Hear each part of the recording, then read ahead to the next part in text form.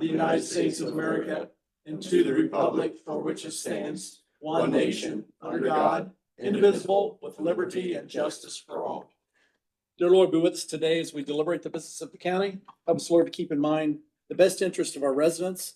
Help us to be prudent, diligent in our work, Lord, and just give all the praise to you. Ask all those things, Lord, in the name of your Son, Jesus Christ. Amen.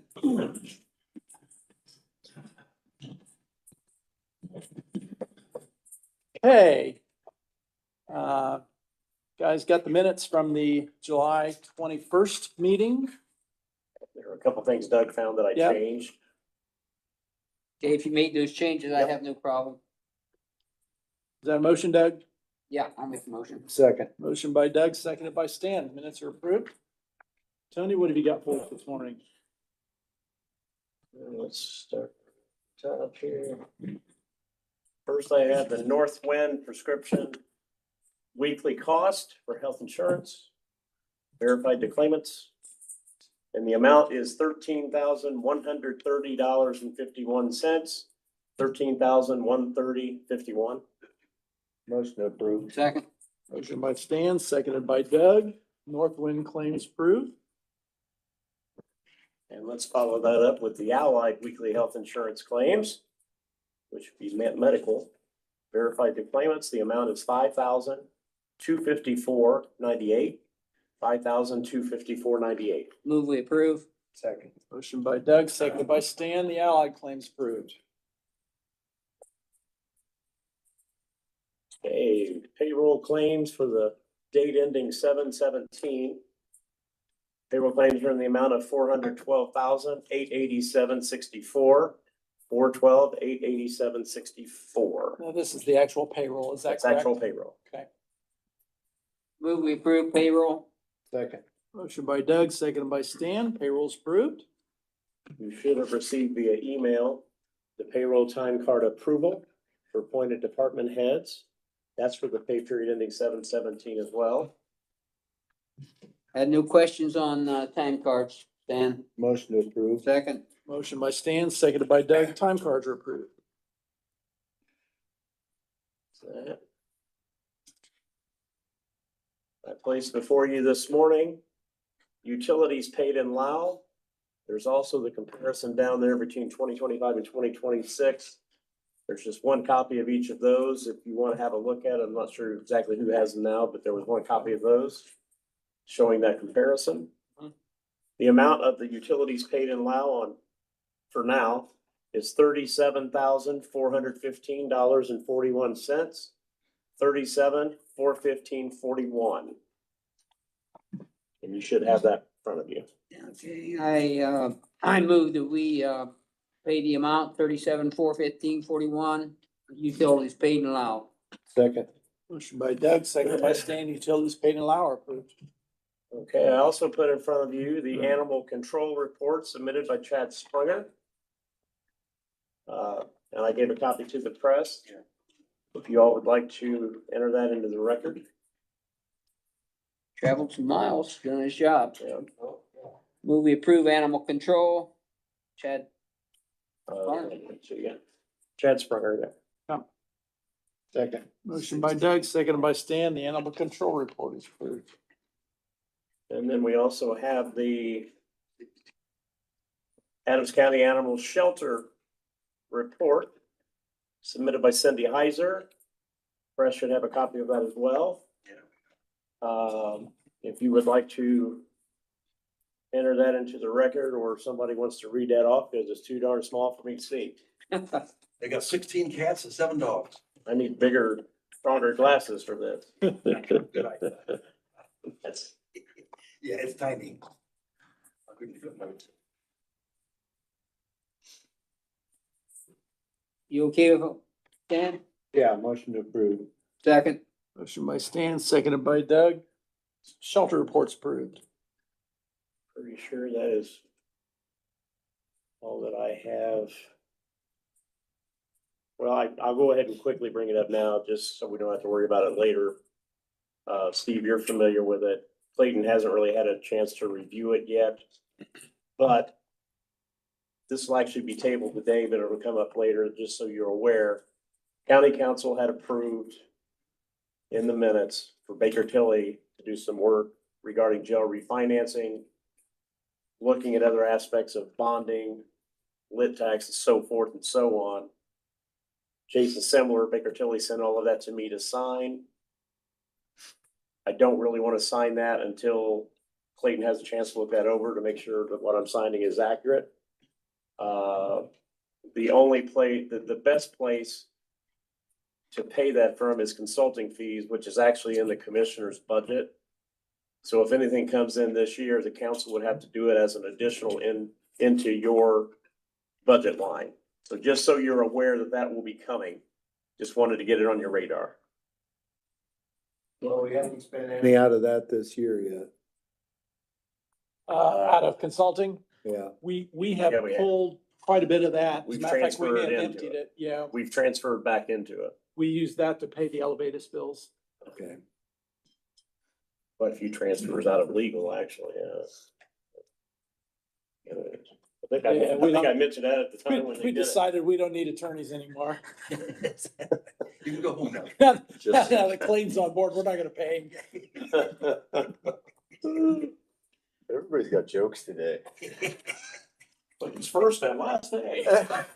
Tough crowd. But yeah, I would just ask, and we can have a deeper discussion about that next week. I'll have it reviewed to provide maybe any proposed revisions.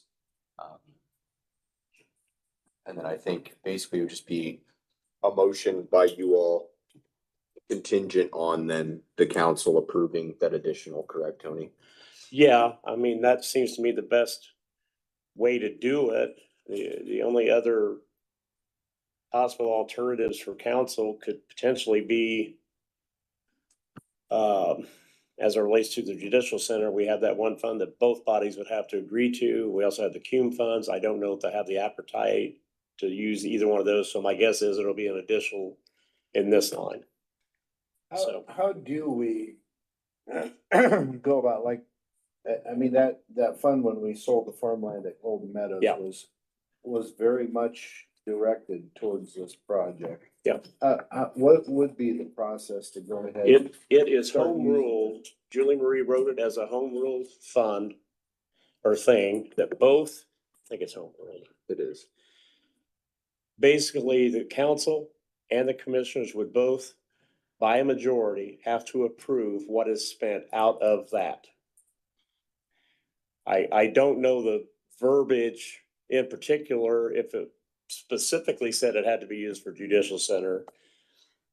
I'd have to look at it again, but I do think know it was both have to specifically agree. directed towards capital projects. Capital projects, I think is what it said. Yeah. Yeah. So capital projects could include the courthouse, it could include, So Any would capital would that be appropriate for us to recommend taking, start taking billables out of that if, fund?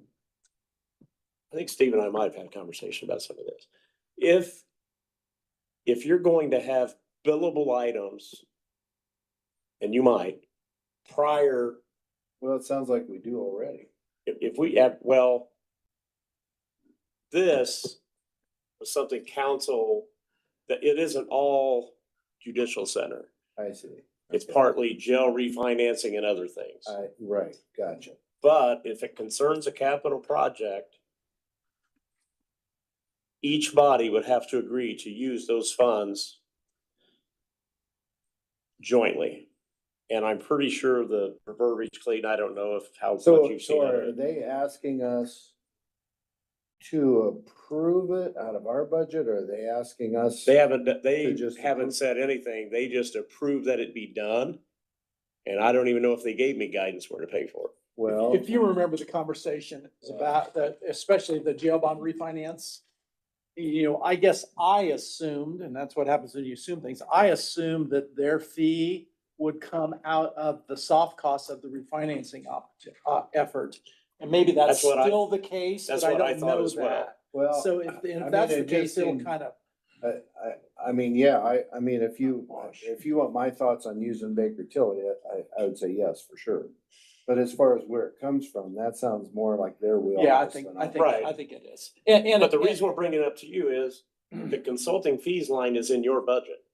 So if Right. it involves your budget, you should be aware of it. Well, that's why I say, I don't know. I mean, Yeah. I misread that. It looks like we now have 80 cents left in the. Yeah, we've had to transfer out into that a lot. Now, So I would say, I'm fine, but we have no money in our consulting budget. No. Let them decide where to Yeah. take it. And then at Right, that point, it the would be an contingent. additional. That would be the contingent Yeah. motion. Yeah. And again, But- I yeah. would table that for today, just to make Yeah. sure, because right now it's again, from Baker Tilly, it's not a bill. It's an engagement letter. It's a contract promise to pay when there is a bill. So our motion today would be approved. There doesn't even need to be a motion. Oh, okay. Because I still want to review the document. I haven't, Gotcha. just to make sure. I that just wanted it on I'll your bring it radar. back next week. So that when he talks about it next week, you will have an idea of what it is he's going to be talking about and what we're referring to. Because not all of it was related to jail refinancing, not all of it, it was various things that the council directed them to do, because I went back and looked at the minutes. So everything they directed them to do, we are getting each Well, of those we'll back. see based on Clayton's recommendation. Yes. then. Yeah. Clayton will tell me if it's good for me to sign, council will have to say how they wanna pay it. And then you guys, if they do an additional into your line, I mean, you really just need to be aware of it. 'Cause that's Right. really the only place I to mean, pay it. as of now, I'd be willing to kick in that full 80 cents that we've got left. I'm sure they'll appreciate that. I'll add 20 cents to that. There you go. What else you got for us, Tony? I think that's all that I have. I wouldn't even have brought that up, except I wanted y'all to be aware of it. Sure. So, Nate, come on down.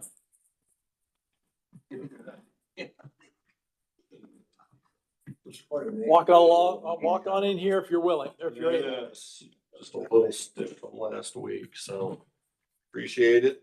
You'd think with 2 weeks to have more items for you, but it's all right. This will be fairly short. Just a little update for you. This log jam agreement with Decatur, it's for them for mulching the trees that we pull out of the St. Mary's there in town.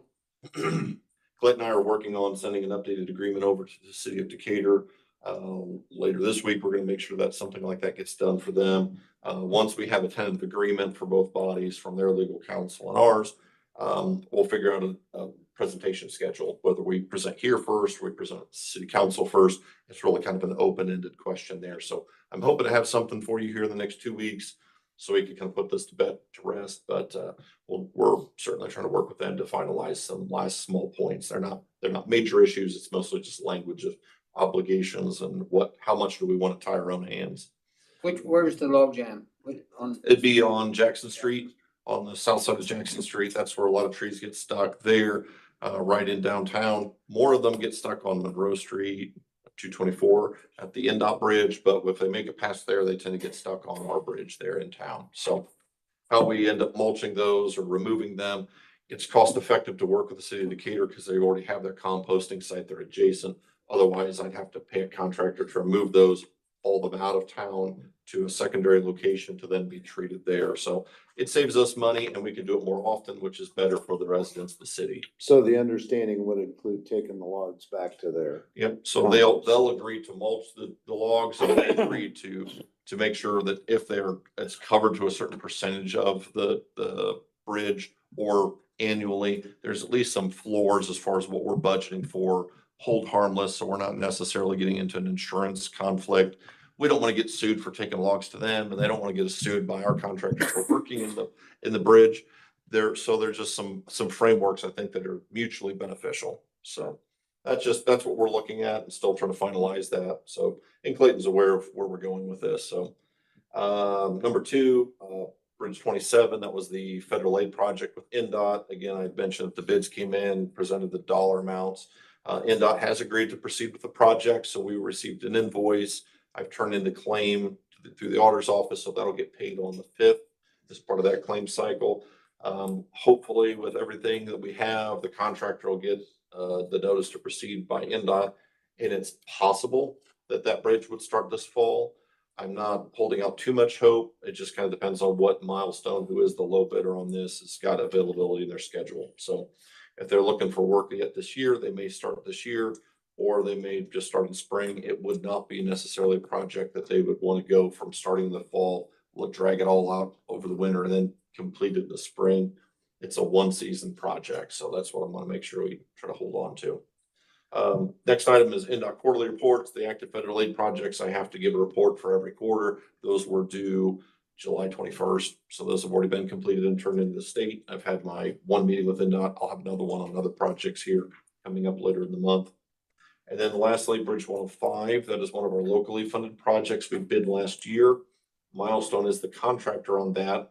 That's on County Road 000 between 200 and 300 South. So it's that main highway there. That's not 27, that's in the county. Milestone has scheduled that project to start August 24th. They will close 000 in that mile for the duration of the project, which is 45 days. That's the time frame they have. Significant. That will be significant for everybody. With them starting on the 24th, they should not interrupt harvest, but it will certainly interrupt a lot of the commuters. It will be closed when it's closed. So it will be something we'll need everybody to kind of respect. So certainly I'm going to bring this project and the closure up every meeting until we get to that. And we may even use Facebook or one of the other sources to put the message out to people. Hopefully our new because- countywide app will be available before then. Well, there's a deadline for you, so hopefully we can Here get that milestone. We can make that and send that out. I'll bring maps of it and others for the media in the future. Brad, how does that impact your world? Really not much. Okay. That now rehabilitation means they're not gonna replace the whole bridge, they're just Correct. gonna Yep. redo the bridge as is. Yep, there's delamination in that deck. There's also quite a bit of scour that's from there's horse troughs that run across that concrete deck. So that has standing water on the bridge because of how much has been removed. So we're going to saw cut and patch portions of the deck. And then we're going to then do an asphalt overlay. So they'll put a membrane on it to waterproof it, and then we'll asphalt that surface. So when we're chip sealing in the future, we'll be able to just chip seal right across that deck and fill in a little bit of the troughs. But this is a preventative maintenance project to try to get 10 to 15 more years out of that bridge deck. I don't want to replace that superstructure at this point. It's a major structure. It's a pretty big structure, and it's a 3-span over the Blue Creek. Blue Creek, yeah. Yeah, so this will be one that we want to try to keep this as long as we can. As far as cost effectiveness, this is the best solution that we could come up with without trying to go after grants for something larger. So, and we got a pretty good number on this bridge. I don't remember what the bid was on it because it's been 7-8 months since we actually bid this, but they've been working around their other projects. Milestone's working on the bridge south of Decatur. I believe that crew will be done with that job before they start this one. So Would there be any way or any reason to put up some signs out there that warns that road will be closed beginning August 25th? we've considered that. I think in conversations with Milestone, what we might do is there will be some mobilization as early as the week before. Okay. I don't want to put a bunch of signs out 2 or 3 weeks just because we're still in July right now. There gets to be a little bit of a confusion of it. But if we send something out like the Friday, do the media blast, and we'll probably get something on Facebook as well. So there'll be some chatter amongst the public because they don't always watch these meetings. I'm just thinking, that's such Yeah. a heavily traveled road. If we can get that word out. And I'm gonna send some things out to the school so that they know that this will certainly affect AC and their travel. So this will be something that we'll have to work around, but again, they got a 45-day window for the project before we start enacting liquidated damages. Okay. So, and I don't see Milestone. Well, taking that we long. have to do what we have to do, but we Yep. just have to do everything we can to notify the public and be as communicative as we can. Yep, so I'm starting early. You know what I know as Good far as deal. the schedule goes, so we'll go from there. Thank you. Any progress on 500 South and Swissway? I noticed when I drove that last week, it looks like somebody had done some patching in that area. I think there's been a little bit of cold patch on that one small structure that's there. We're still in conversations with Burn as far as what we might try to do for a future project. I am waiting until we get the functional classification updated on that, though. So 500 South is one of the roadways that we needed to move to a higher classification that would make those small structures eligible for federal funds to turn them into one bridge. And that would be an offer that I'd like to work with Burn. And so I might be reaching out to one of you to help be a liaison with the city of Burn to help set up a larger project. But that structure is the city of Burn's per state rules now. So. Well, they must have put some patching. I'm sure they did with the Swiss days going on. I know there have been some complaints that we had received, and so we've been in communication towards Burn as to coming up with some sort of a plan for that. So, nope, Yeah. thank you. Very good. Thanks, Dave. Brad?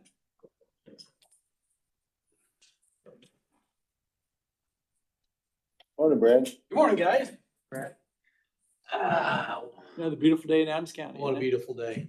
And we made it through the fair, Swiss- Yeah. Swiss days. Oh, yeah. I'll tell you, I think I've told you before, I don't mind the fair. There's a place to go eat lunch every day. I know. Something different every day. Can't I beat can it. support them that way. I haven't parked in your parking. Except they ran out of Yeah. chili soup on the last day. Did they really? Yes. Okay. That's always a big seller. Yeah. You want me to mention that at the next extension? Please do. All Complaint. right, so this draw, as you gentlemen remember, our draw earlier this month was about half of what we normally get. The state decided they're gonna go ahead and they will make it up. So that's what this is this time. It's the tax holiday difference, I guess, if that's what you Wow. wanna say. Yeah. So for the tax holiday difference, our draw for MVH was $177,623.34. $177,623.34. So this is an additional July draw. Correct. So then the 355,956 that I highlighted is the total then for like this month. Okay. And this reflects as a reminder, this reflects back when this started from April 8th through May 31st. And in the notice that I did Oh, get, okay. additional disbursements are gonna be presented to the Board of Finance for the state. And then they're hoping to have all reimbursements done by November 1st, unless they would happen to extend everything and then it can continue on. Do I understand from recent news reports that tax holiday is gonna expire here in a couple of weeks? Yes, I believe it expires and then the governor himself can't just do it. I think it has to go in front of the whole body or whatever you wanna Yeah. call it then to be State reapproved. legislature. Yeah. And then on the back side is our local road and street. And you'll see for the tax holiday, we received $27,339.04. $27,339.04. And then, so adding what we got earlier to this one, the total for the month was $53,370.15, which brought it back to about where it normally is, so.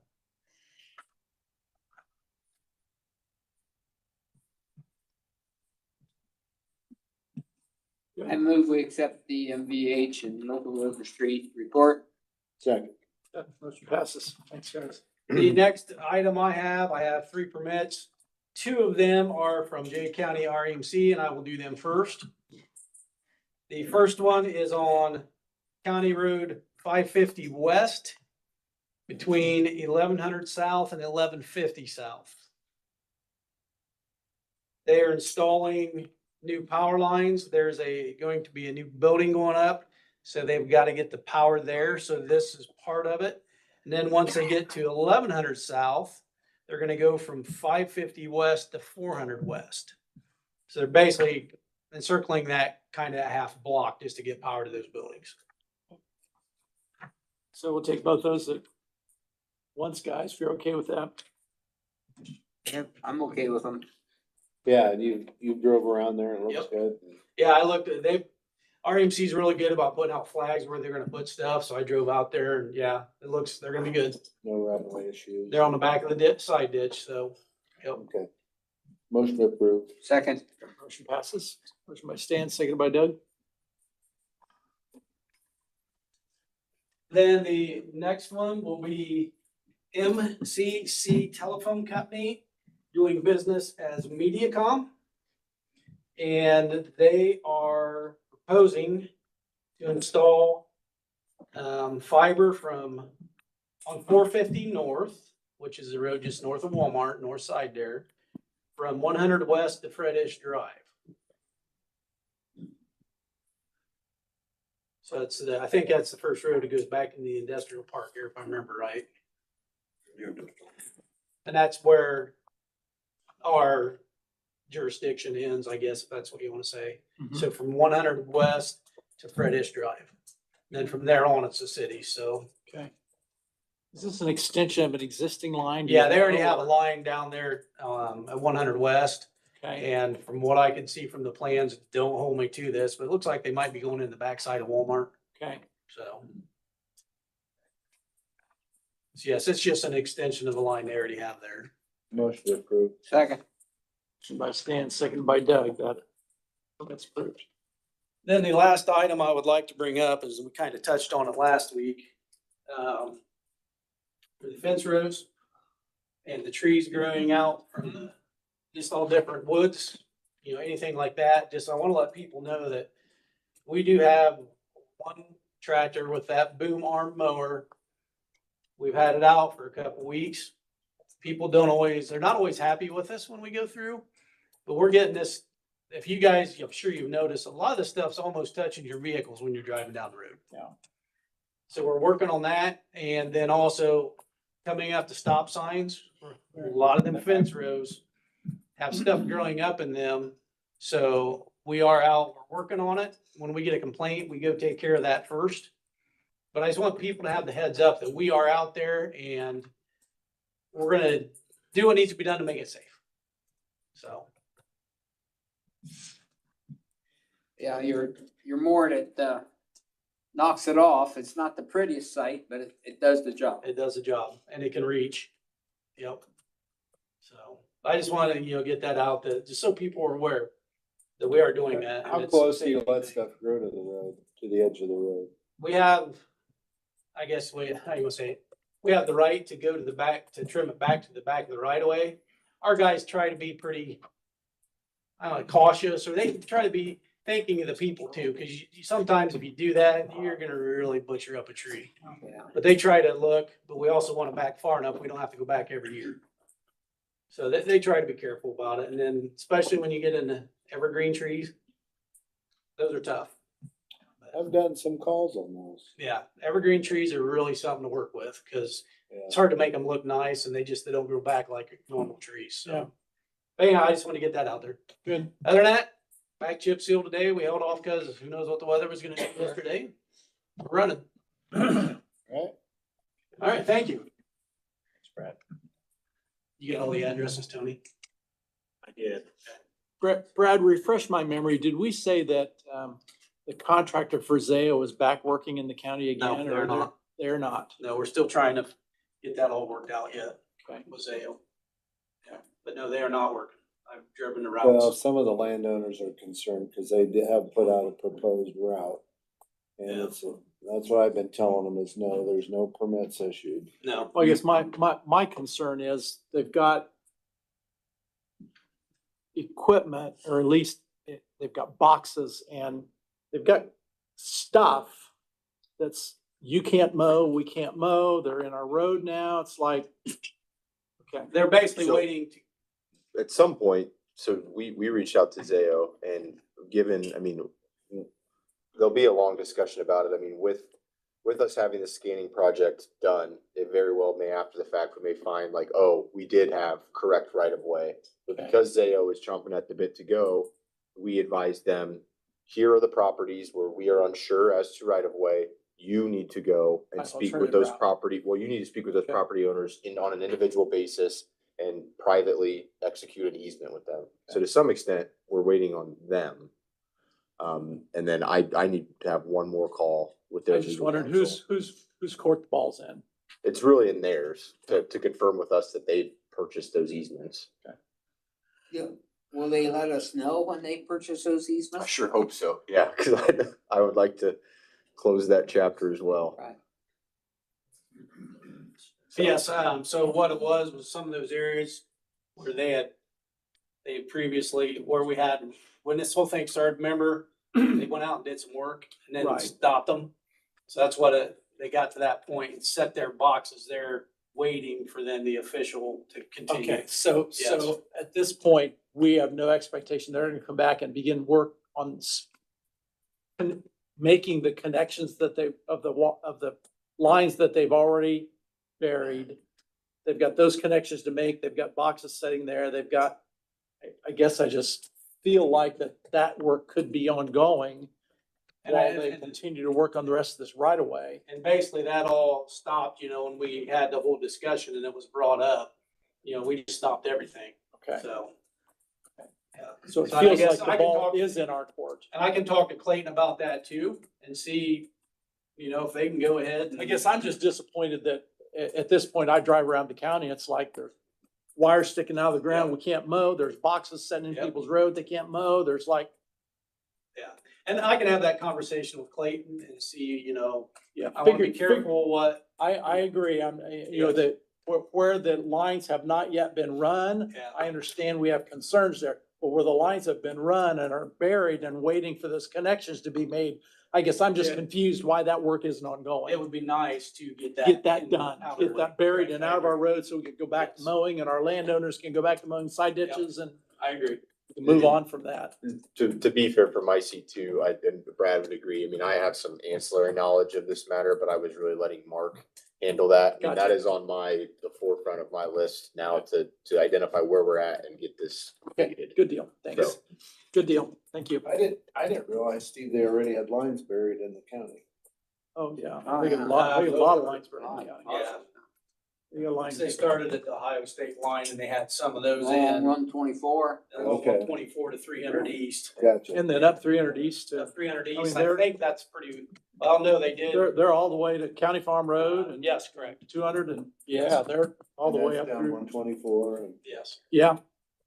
Yeah, there's a lot of line out there that's buried that I don't see anything going on. Is most of that on the state highway then, or is some? What I see is on the state highway, but a lot of it's also on our county roads. Which that's not up to us to permit.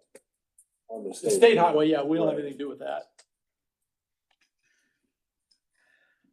Okay, sorry to bring up a sore subject. I'm not seeing anything going on. It's like summer, we're gonna be back to winter again and we're gonna have another winter of Winter of malcontent. discontent. Discontent. Getting a loose Winter of nose is going discontent. west. Okay.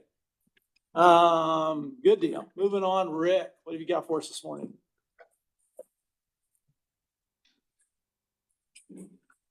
Morning, Rick. Hi, guys. I just want to give you a quick update on the storage room. Last week, the climate control got installed. Starting tomorrow, I think the floor tile will be laid in there. I met with Shelley after department head meeting. We went in there, talked about racking, so I think she thinks it's gonna work and I'm gonna order that. Okay. I'm gonna wait to make sure that floor guys come in tomorrow. Sure. I look for that to be done possibly maybe by Monday, hopefully the end of Monday. And then, I think Steve, she mentioned this to you in an email. She's said something to me about a copier. Yes. What I'm doing is preparing the room. We're preparing the room for it if Okay. that request is That granted. falls into the budget. If we got a plug there, that'll be great. So, There is. so anyway, Was down there. that's where we're at with the room, and hopefully by next week, floor tiles down and get the racking installed. And To me, it probably feels to make sense to have a copier in there now that I think about it. If we're actually gonna be able to pull those archives off the rack and find what I need and make a copy of it and put it back in the box and back on the rack. I don't know if they. Feels like that might make scanning. sense. I don't know. Maybe they got a scan in there too. I have no Sure. idea. Yeah. Tyler Sprunger was actually in and went down there Good. and knows that there might be a need, and he wondered about what size they would have to copy and all of that. But he was familiar with the place that was already set to put all that in Ethernet and everything Good. is already there. Good. As long as we So- got the space, that's what Rick needs to worry about. Yeah, so I'll let that be to who bees with the copier, and what size. Yeah. They're not here today, but we're working on the door locks for the second floor. Those are things in progress. I believe tomorrow morning, myself, Shannon and Bob Higgs are gonna meet about the badges. We have the equipment. Good. We're gonna have a meeting about that quick. see where we're at with all that. Will those have pictures on? I believe so. Yeah, everybody, we have a picture. Probably Adams County got whatever is decided. Yeah. We're working off the fire inspection list. Mhm. As we speak now, Be Secure, which is Gene Blakey, is at the main courthouse, circuit court, going through the firebox inspection. Jason's over there with him, so we'll get that one done, and then we'll come over here and do this one. We're gonna have the 2 fire compression tests done here also, probably within the week. So that'll be done. We'll just keep going down the list, which is getting shorter and shorter, so. Good.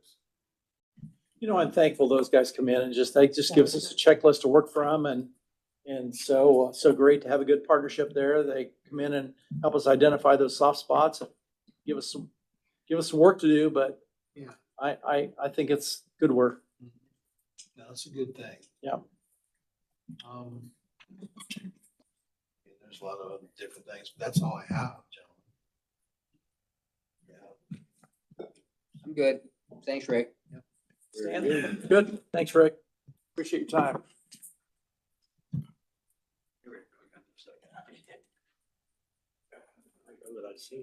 No, I don't see anybody here from Daughters of American Revolution. Anybody here representing DAR? Okay. And we are right on time for a change, so. Yeah, I don't see it. Okay, very good. Move on. Council on Aging. No Michelle today. I know, I'm filling in for her. Already have some game thoughts, guys. Good. I'm solo today. I know. Thank you. Mhm. Oh my gosh. Thanks, Leah. Yeah, no problem.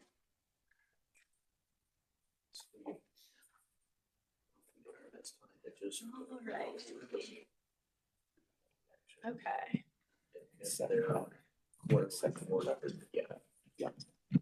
So I guess we'll start off by just going over some of the 2025 versus 2026 stats.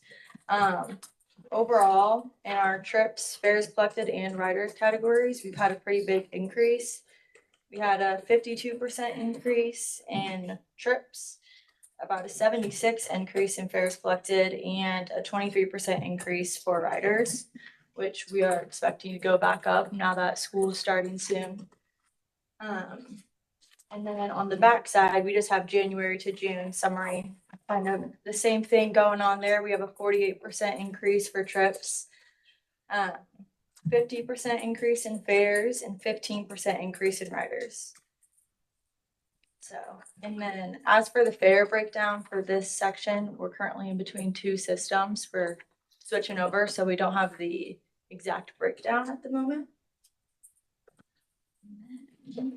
For our Q2 NDOT report, for total allowable expenses, we have around $132,000.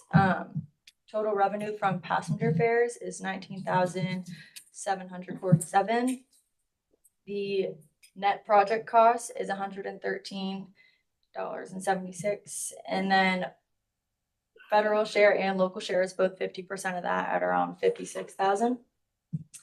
I just went over the operating data report with our passenger trips at around 3,000. Our total vehicle miles being 38,000. We've only had 2 trip denials, and then we have a clean report for our safety and security. And then Tony Michelle said she will email you a complete claim for the State Board of Accounts for your records. And then an exciting update for our courtyard fundraiser. We got a $30,000 grant from Adams County Community Foundation, which puts us around $10,000 away from our goal.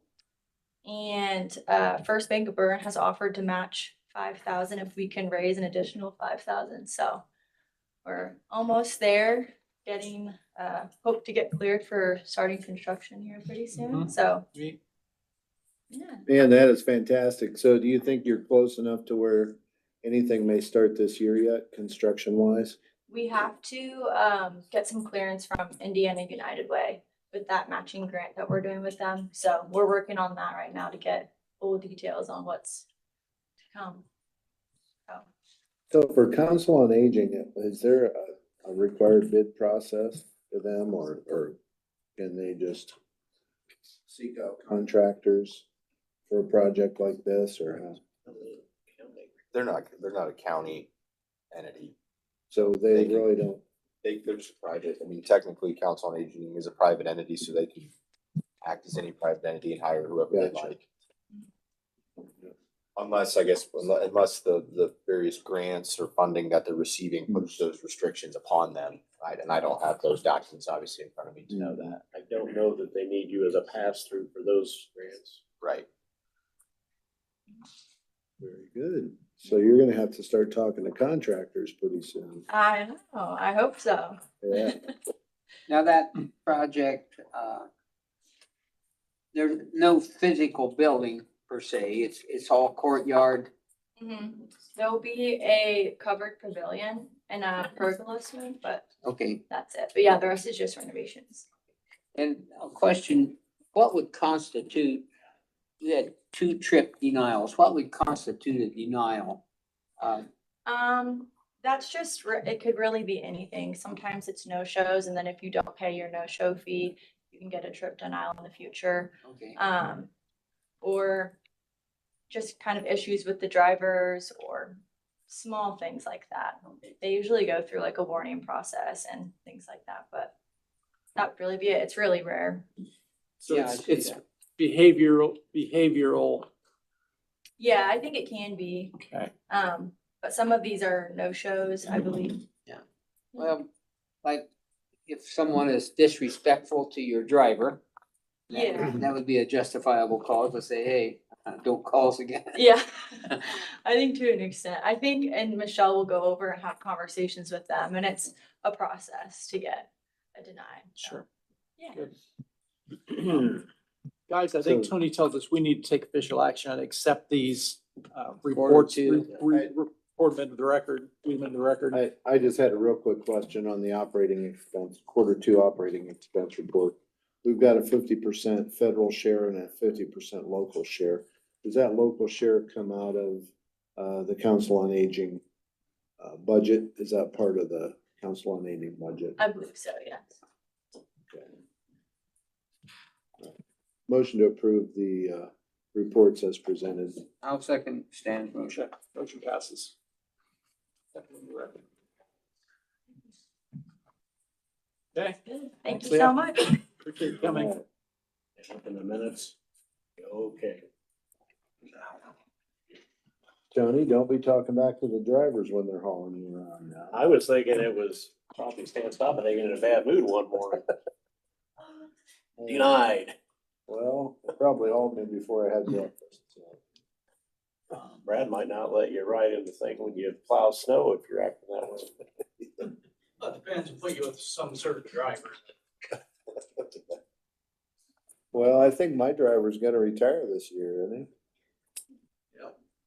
So, I don't see Mark out here yet. We would typically move to Mark Wynn, but we can go on to Clayton if you're prepared. We can go into your portion of the meeting if that's okay. Yeah, so first, and to get them out of the way. There's the daughters and brothers. Oh, come on up. Let's do that Come on first. up. Just sorry Clayton, before You're we get good. you started. Carol, Carol. have a seat, please. You're right on cue. Okay. You have a request to use the courthouse lawn. So why don't you go ahead and tell us what you're thinking? You're good. Am I good? Yeah, it'll pick it up. Okay. We're looking to put posters for the Daughters of the American Revolution, who I'm representing. Mhm. It's in celebration of America's 250th birthday. So they would be similar to political signs that you see on lawns prior to As elections. far as the That's- size. That's the size. And I can pass this around.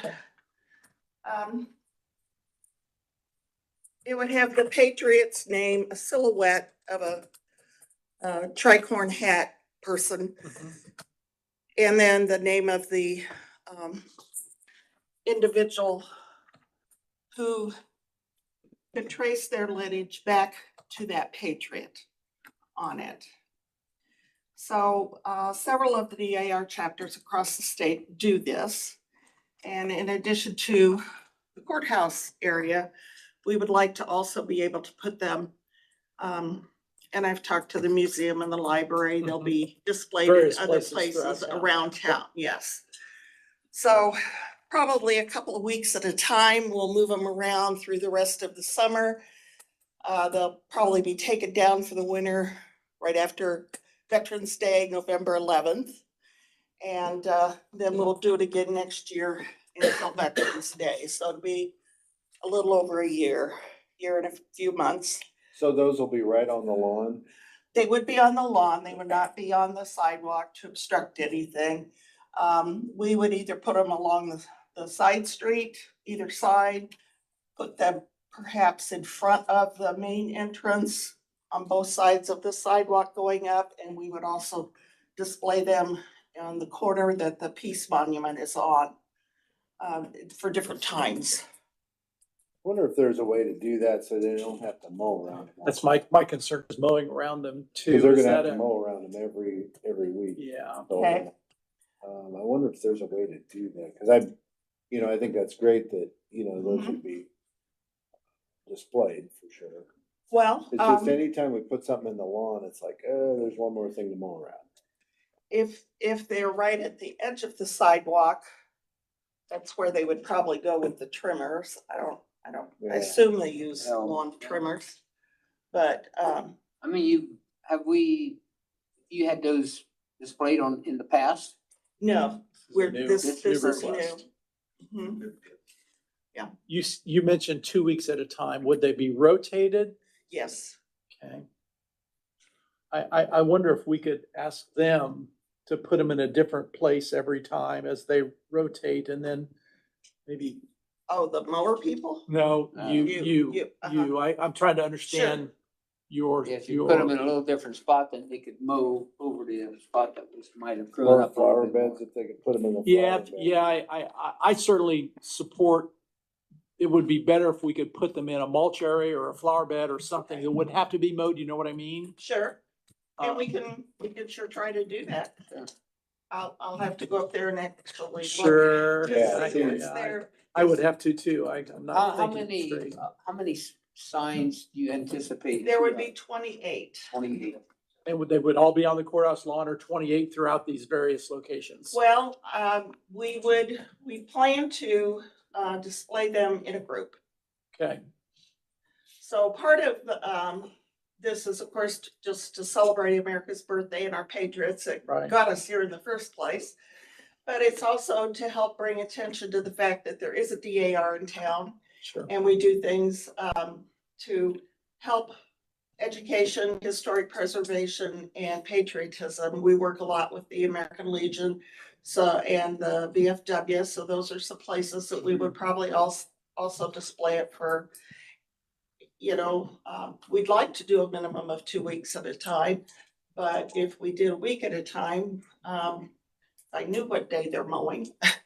You could transition We them could that try to day. get a transition, so where they didn't mow this week, maybe next week, then they would be in a different spot in What- town What if or. we just had her work with Rick, and figure out the right location Either- and either the that or frequency?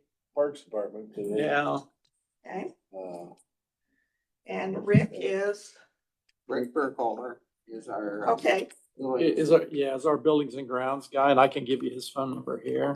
okay, yep, And then Kara Gerber is with the Parks Department. I'm sorry. Kara Gerber is with the Parks Kara Department. Gerber. They mow the courthouse lawn.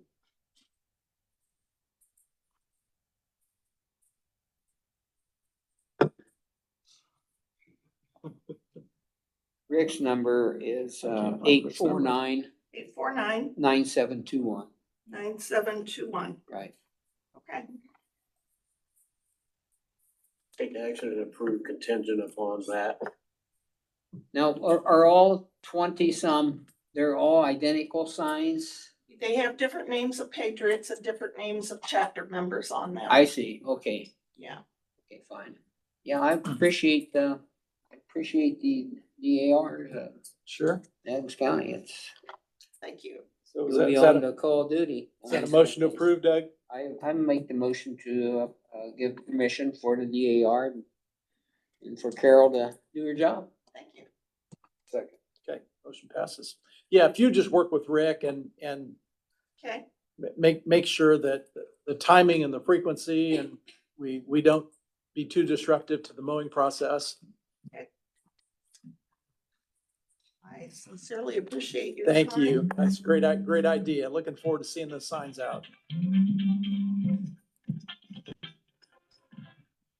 We don't have a DAR monument up there on the courthouse lawn. It's not that I think of. No. Is there are you represented throughout all 92 counties in the state, or are there some counties that There don't? are 82 counties in the state that have a DAR in them. I see, okay. So there's a few counties that don't. Adams, Wells right next door to us had one early on and then it dissolved around 2002 and then they rechartered them in 2012. So they're back now, but they're a small group. We're a small group You have to get chartered through a state organization? or through the something? national organization. National, okay, Yeah. good. Glad that you're active. Thanks for what you do and keeping our history alive in Adams County. Thank you for your time.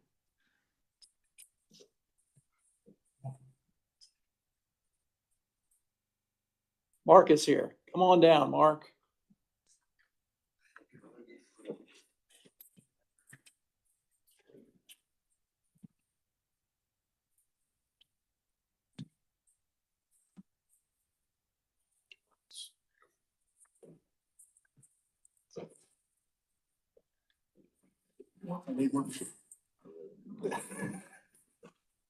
Less I paper. always need one mark.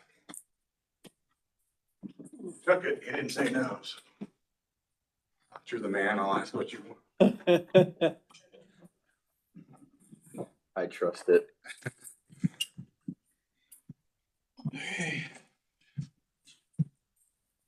Well, as you can see, we did 57 permits last month, one above what we did a year ago, 5 up on the year.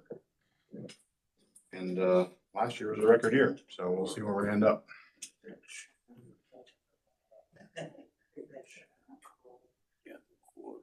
Looks like there's some big homes going in. They're big and it's just, the prices have doubled since 2020. Hmm. Something that used to be 300,000, 600,000. Incredible. I don't know where the money's coming from. Thank you. Yeah. 3 towers, we got 3 new towers coming in. Are they That's cell towers? co-location, so that's just putting stuff up on them. Oh, I see, gotcha. It's the biggest 1 month total we've had, Mark, I- 5.7. I don't know. That's huge. Yeah. As far as the estimated cost, probably not, only because once in a while, when we have Like the AC Adams prices. Central adding on, Yeah, that could be yeah, it's, 15 million by itself, yeah, so. okay, right, but it's. But without something extraordinary, it's probably pretty high, yeah. Sure.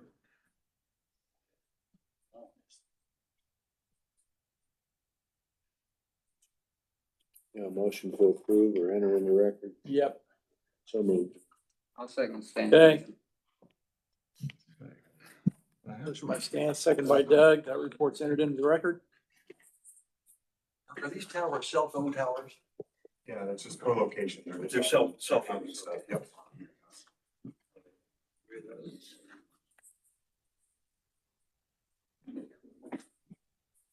They take it. Give them some feedback, I think.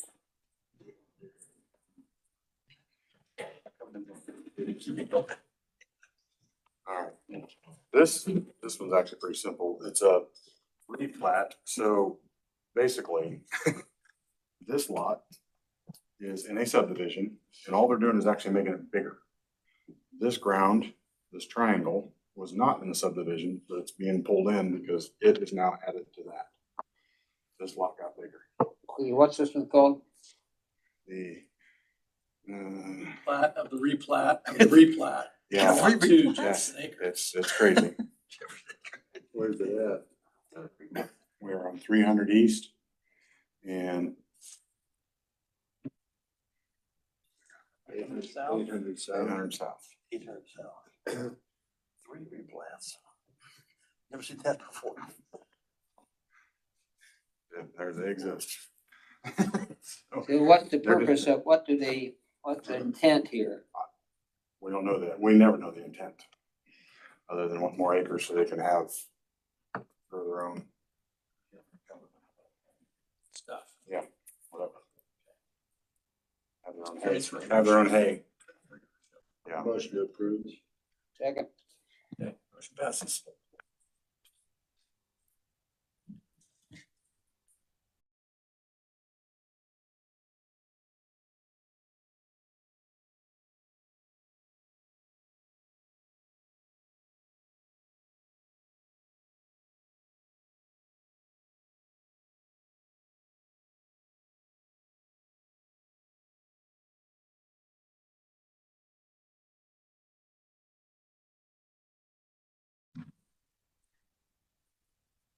This is just a single lot, that's getting split into two. It's, on 900 just before you get, or it's on 000 just before you get to 900 south and start making your way around Almersville. Just north of there. So right here's where you'd start on Almersville. 0, this one lot spread. Right. It's becoming these two lots.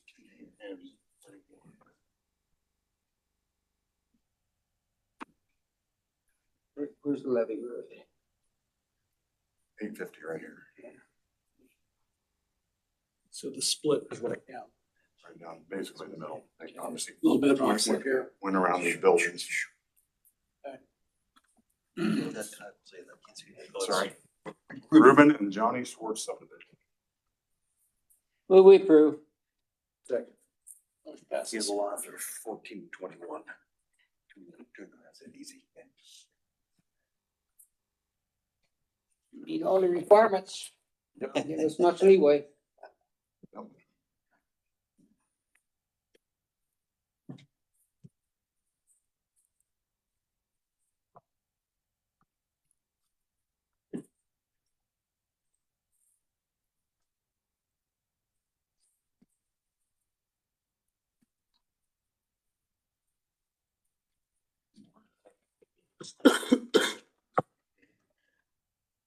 This is, I don't even know, maybe he's got the,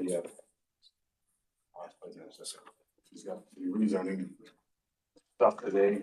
This is Bullenbacher. They were taking out 2 acres out of the field where Ramsey Bullenbacher's gonna build a building on. Is there a rezoning that goes along with this request? Yes.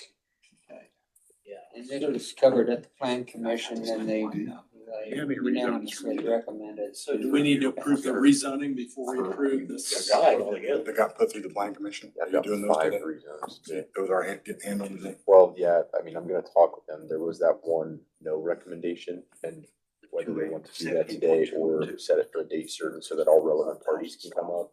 It'll be up to them, but they had a lot of questions on that one, so I'll talk more. But the Bullenbacher one, Or wait, there's- we're waiting to see Yeah, if we got yeah. a They all reason. do pass. It needs, So they are- we had to do the rezone on that. we have to do until you rezone. get all Right. that put together.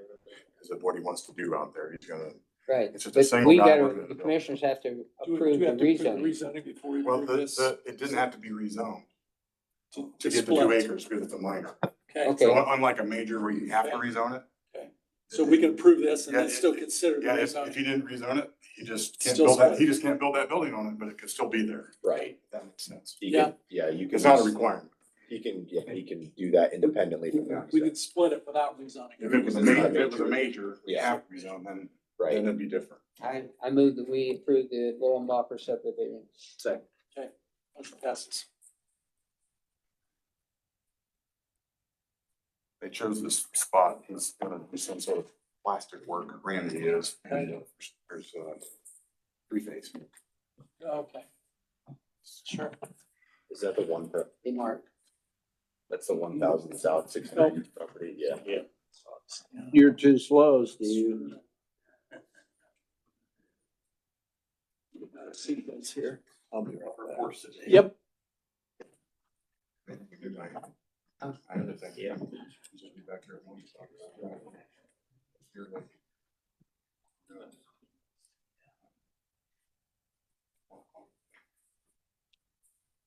Mike, should I leave that like that? Yeah, when we get to that reason. Pops up. Ozone. Ozone, oh, that's not bad. Oh, it's pretty rezoning ordinance. Okay, SOP stuff. Stan stepped out, Mark, but what else have you got for us That's it. today? Okay.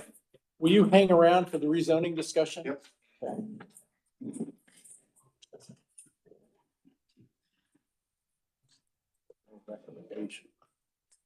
Do you have more items to do? On your agenda? We're right to Clayton. We're gonna move right to rezone. Clayton and then human resources, and then whatever Steve has. Yeah, You're we- there. Unless he has a justice center update. Give me a little update. You want us to keep that on? Yeah, I do. Yeah. Yeah, we'll have, I mean, we have, I just. want to- yeah. Do you want me to wait for Stan? Actually, we're gonna, yeah, if you would, please. I figured I'd tackle these rezones first, then we can talk about judicial. Yeah, If that's please. fine. Okay. That's great. Yeah, let's tackle rezoning. And I want to make sure we had appropriate publication for this rezoning consideration. Is that, and that was, this was all on the, It was all placed on the It agenda. was placed on the agenda, so yeah, proper notice is And- in and- place. and you were, and Mark was gonna try and reach out to Brett Miller on the one rezoning request and see if Brett was available to, And I, Today? and I've not heard anything, so I'm assuming he was not. On that one rezoning though, I believe that Brett Miller would have represented party requesting the rezone. that's correct. Um, And I have spoken with Brett about that, so I can give you a little bit of insight into that if we, a little bit, not much.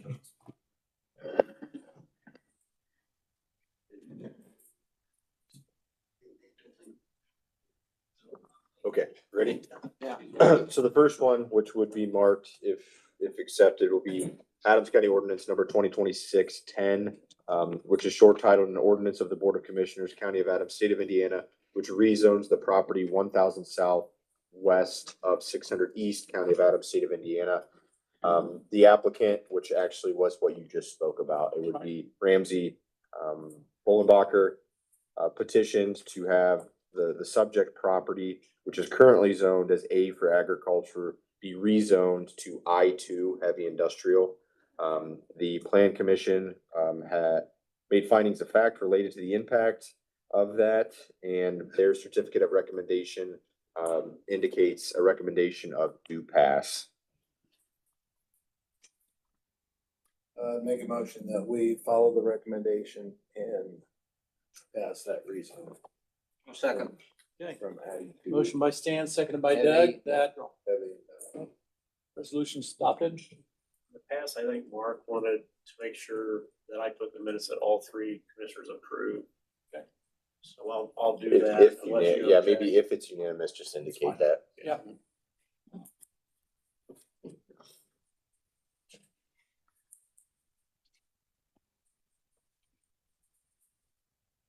The next would be, if accepted, ordinance number 2026-11, which is an ordinance of the Board of Commissioners, County of Adams, State of Indiana, which rezones the property at 100 West, County of Adams, State of Indiana. Applicant Tyler Bloom came before the Plan Commission requesting that the subject property, which is real estate located on 100 West, which is currently zoned as R1, which is single family residential, be rezoned to A agricultural. The Plan Commission made findings of fact related to the impact of said requested rezone, and the Plan Commission came back with a recommendation of do pass.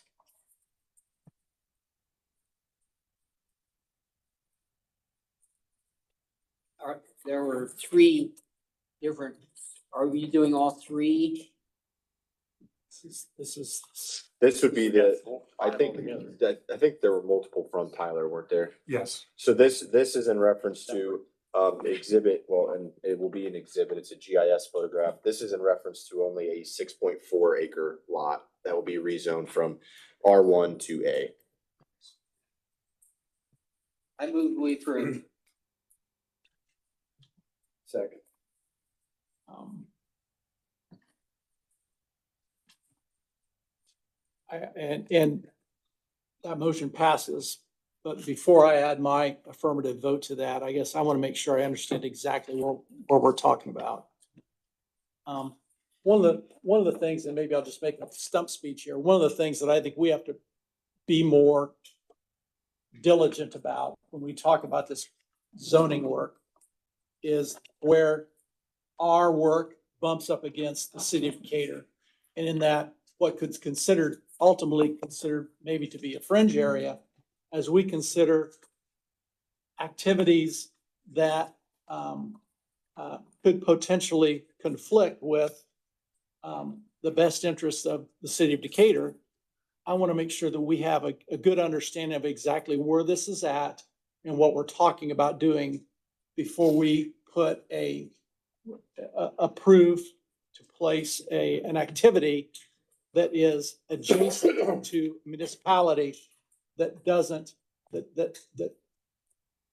that use is in conflict.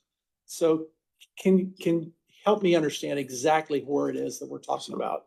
So it's right there. So it's West Creek Road, Okay. and this is 100. And this is 6.46 Okay. acre. So it is adjacent to, Country Acres. okay, this is Country Acres. Okay, Correct. this is Country Acres. Okay, so it's not adjacent to the city. Okay, so I'll vote in the affirmative on that rezoning. Sorry about that. You're fine. May I ask Mark a question? Yep. When I pulled this And I up can show you guys. and those I pictures put for you. the zoning layer on there, all the red is R1. Mhm. How was that determined? Well, that was determined back in the sixties. When they first did the zoning, they took it all the way to 300. Yes, that has been a revelation. Tyler first moved out to where he's at on his original parcel, started having animals right away because you assume it was country. Sure. And then we got calls and then we look it up, we're like, oh. And there's been discussion, because there's even an old farm that's out there that's encapsulated, that existed when they did the zoning.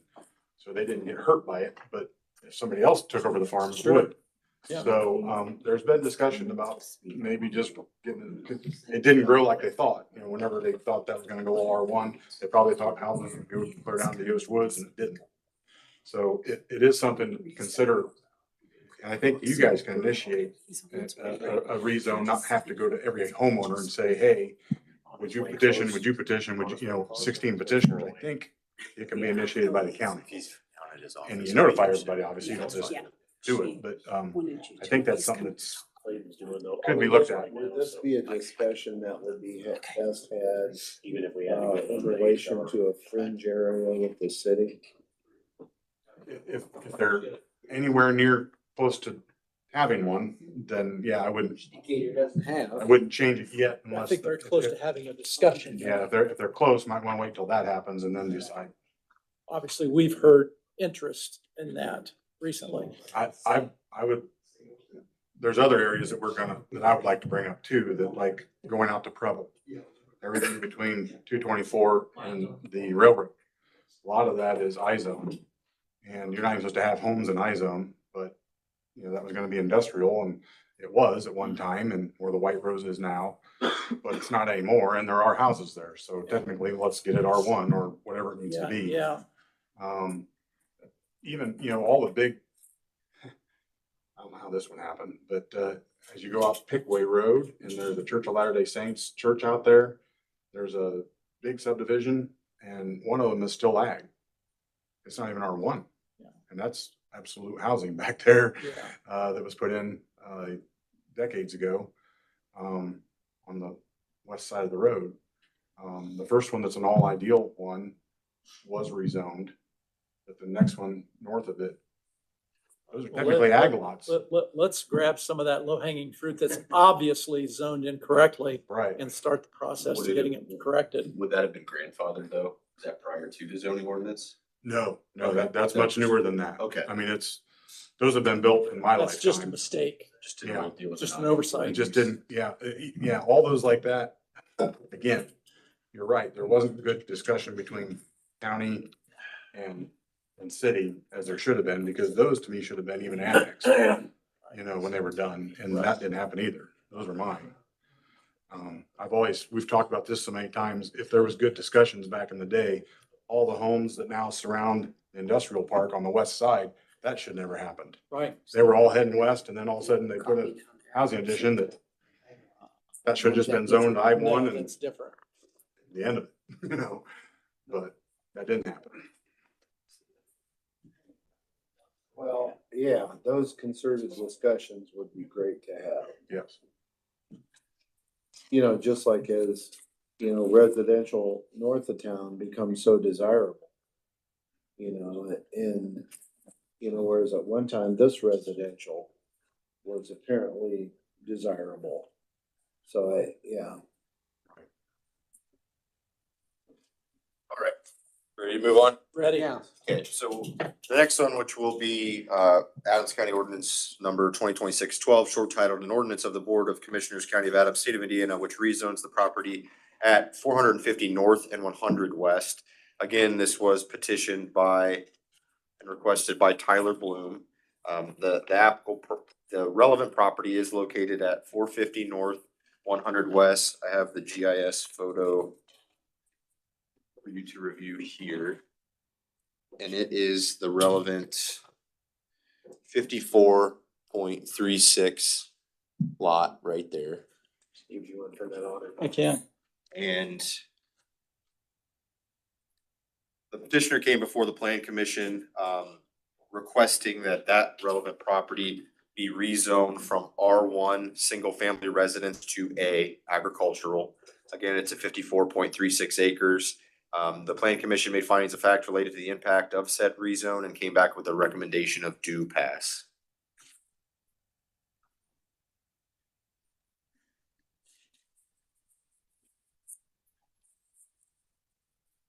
So if we rezone that to ag, and these other areas remain residential, what happens if somebody wants to put a subdivision in there?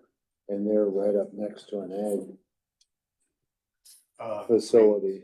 It's basically nothing. I mean, you could still do that, but by it turning ag, he has a bunch of cattle out there, but they're just loose grazing cattle, not a confined feeding operation. So he can't put one cattle on R1. It'd be like putting it in the middle of Decatur. R1's R1. So there will not be, the one thing that won't be out there is a confined feeding, because the distance you have to be from a built up area or any neighbor's home, there's too many homes out there to even consider a confined So feed. they would never have a CFO. They'll have some loose animals, which is what he has, but to a confined feeding operation, it won't happen. Is this 54 acres? Is that where his current residence is? No. No. No, his current residence, I'll show you. So. I don't know how well we can see this, but this square right here is his current residence. Well, Okay. but plus that, so the whole square is where he's at now. Okay. And he's grabbing everything above him. Okay. These are the areas straight above him Mm-hmm. to the north. Mm-hmm. So he's on this picture, It's down here. is this guy right here. Right. This isn't you right off. This is his corner. Off of, no, he's, you know where Country Acres is? Yes. Off of is that 400 or 450? That's 400. It's right beside Country Acres. It's just to the east. Right.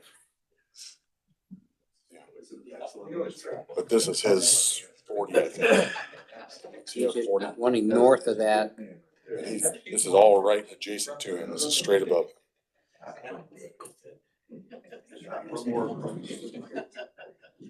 He purchased that. Yes, he's buying it from Mark Spelled on Donovan. there, I can Donovan tell you. owns all that. Now that he's kind of slowly into retirement, he's selling this. Sure. Currently it's used as, currently it's farmed, right? It's still farmed, yeah. It's zoned R1 and used as farming. You can still farm in R1, you just can't have the animals in R1. Gotcha. And he wants to add animals.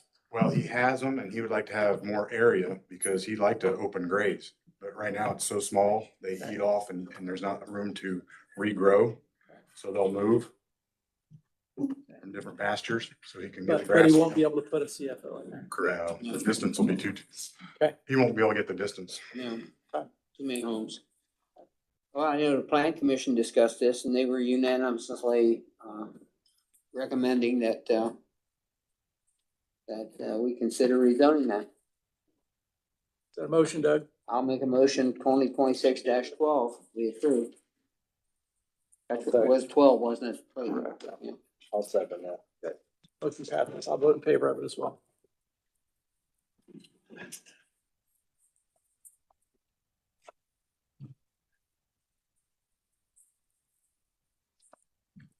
What else have you got for us, Clayton? Well, another one. 11.37. Correct. So this would be ordinance number 2026-13 of Adams County, short titled, an ordinance of the Board of Commissioners, County of Adams, State of Indiana, which rezones the property at 450 North, County of Adams, State of Indiana. Directly beside, actually, the property you guys just reviewed on the GIS sits, it's two-sided, sits at 11. So this is the 54 acres we were just discussing. Over here sits an 11.37 acre that is currently zoned as R1.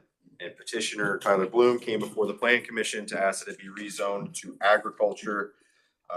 The Plan Commission made findings of fact related to the same, and they came back with a recommendation of due pass. Sorry, Steve, it's on the back of this, if you want to read it. They came back with a recommendation of due pass 5-1.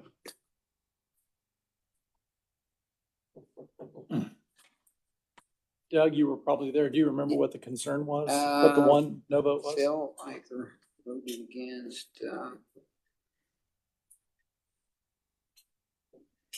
he did mention what his objection was. And I can't recall So, right, exactly what it just was. wondered if you knew Yeah. what the concern was. Something we, make sure we didn't miss something. Looks to me like it's surrounded by ag land and I think we are getting pretty close into the city of Decatur, which is a concern of mine, but I don't know that we're close enough that I can.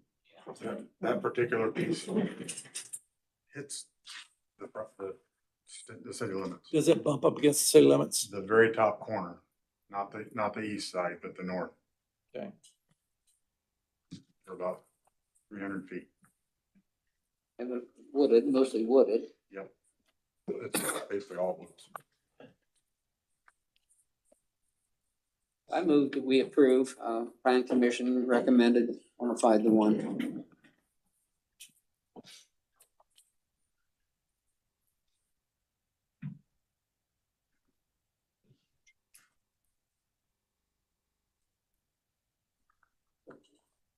So the lot directly to the east of that.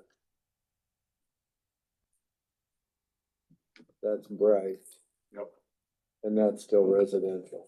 It's R1, but that's the one that came up that Brights didn't realize that they were R1. And that's been a, yeah, they either have or had a confined feeding operation there and always have. And that was one that existed when the R1 happened, apparently back in 50, 60 years ago. And, didn't hurt them because it didn't, you don't. But they haven't requested a rezone on They have, Bryce. yeah, but they've talked about it. Okay. I'll second that. Okay. I'll vote in favor of that as well. Motion passes 3-0.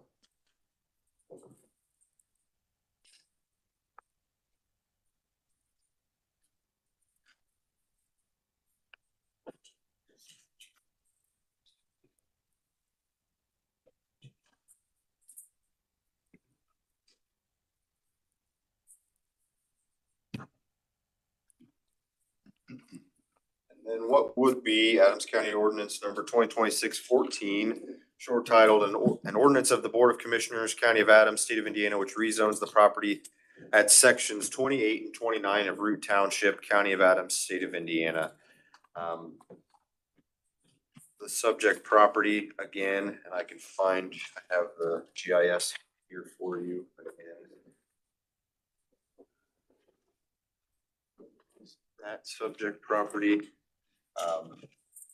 petitioner Mark Ullman requested that the said property be rezoned from agricultural to R1 single family residence. The Plan Commission made findings of fact related to the impact of the rezone on the subject real estate, and the Plan Commission certified the rezoning described to the Board of Commissioners of Adams County, Indiana, with a vote 6-0 of no recommendation.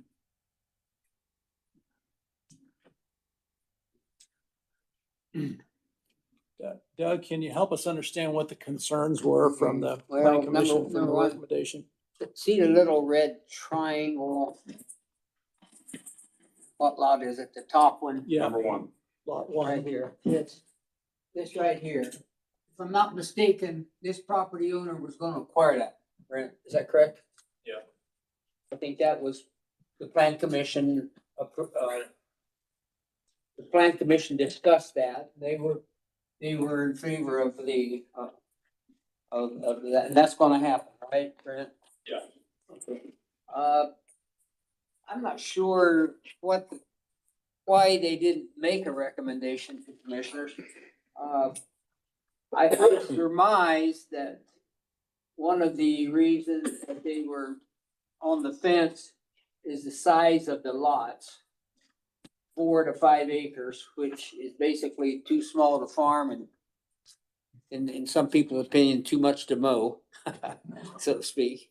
And I think maybe another concern was along Winchester, there were gonna be 4 entrances off Winchester to go to lot 1, 2, 3, and 5, and number 4 would come off 750. I think there might have been a little bit of, they didn't voice it, but I think they were concerned a little bit about the number of driveways that's coming on Winchester, which is a rather highly traveled road. And so, Brent, I don't know that, I was through the meeting and just the one person that stood up in the audience. The board really didn't have many questions. I was quite shocked when there was no recommendation. there was one recommendation, but no one seconded it, and then it kind of just sat there, and I was. it was So one you of those didn't hear a things- lot of objections. Mark, No. did you hear many objections? No. And I actually, I'll probably get in trouble for this one, but here we go.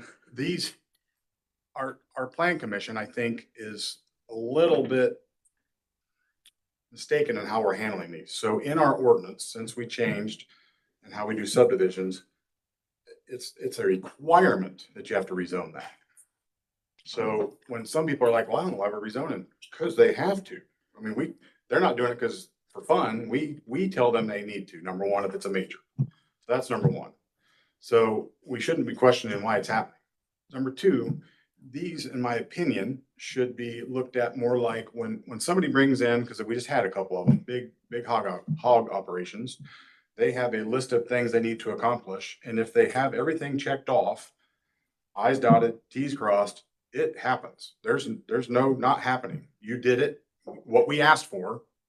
So when this is brought in, I think we might be getting a little bit too much in our opinion that, well, we don't think that should be there. I don't think that's how it's actually supposed to work. I mean, if something's really wrong and it looks totally out of place, like putting houses on the other side of the industrial park that is trying to expand, you might question that. But when this is not interfering with anything, I think if you check off the boxes, it should just happen. In your opinion, does this check off the boxes? It does. I don't see anything wrong with it.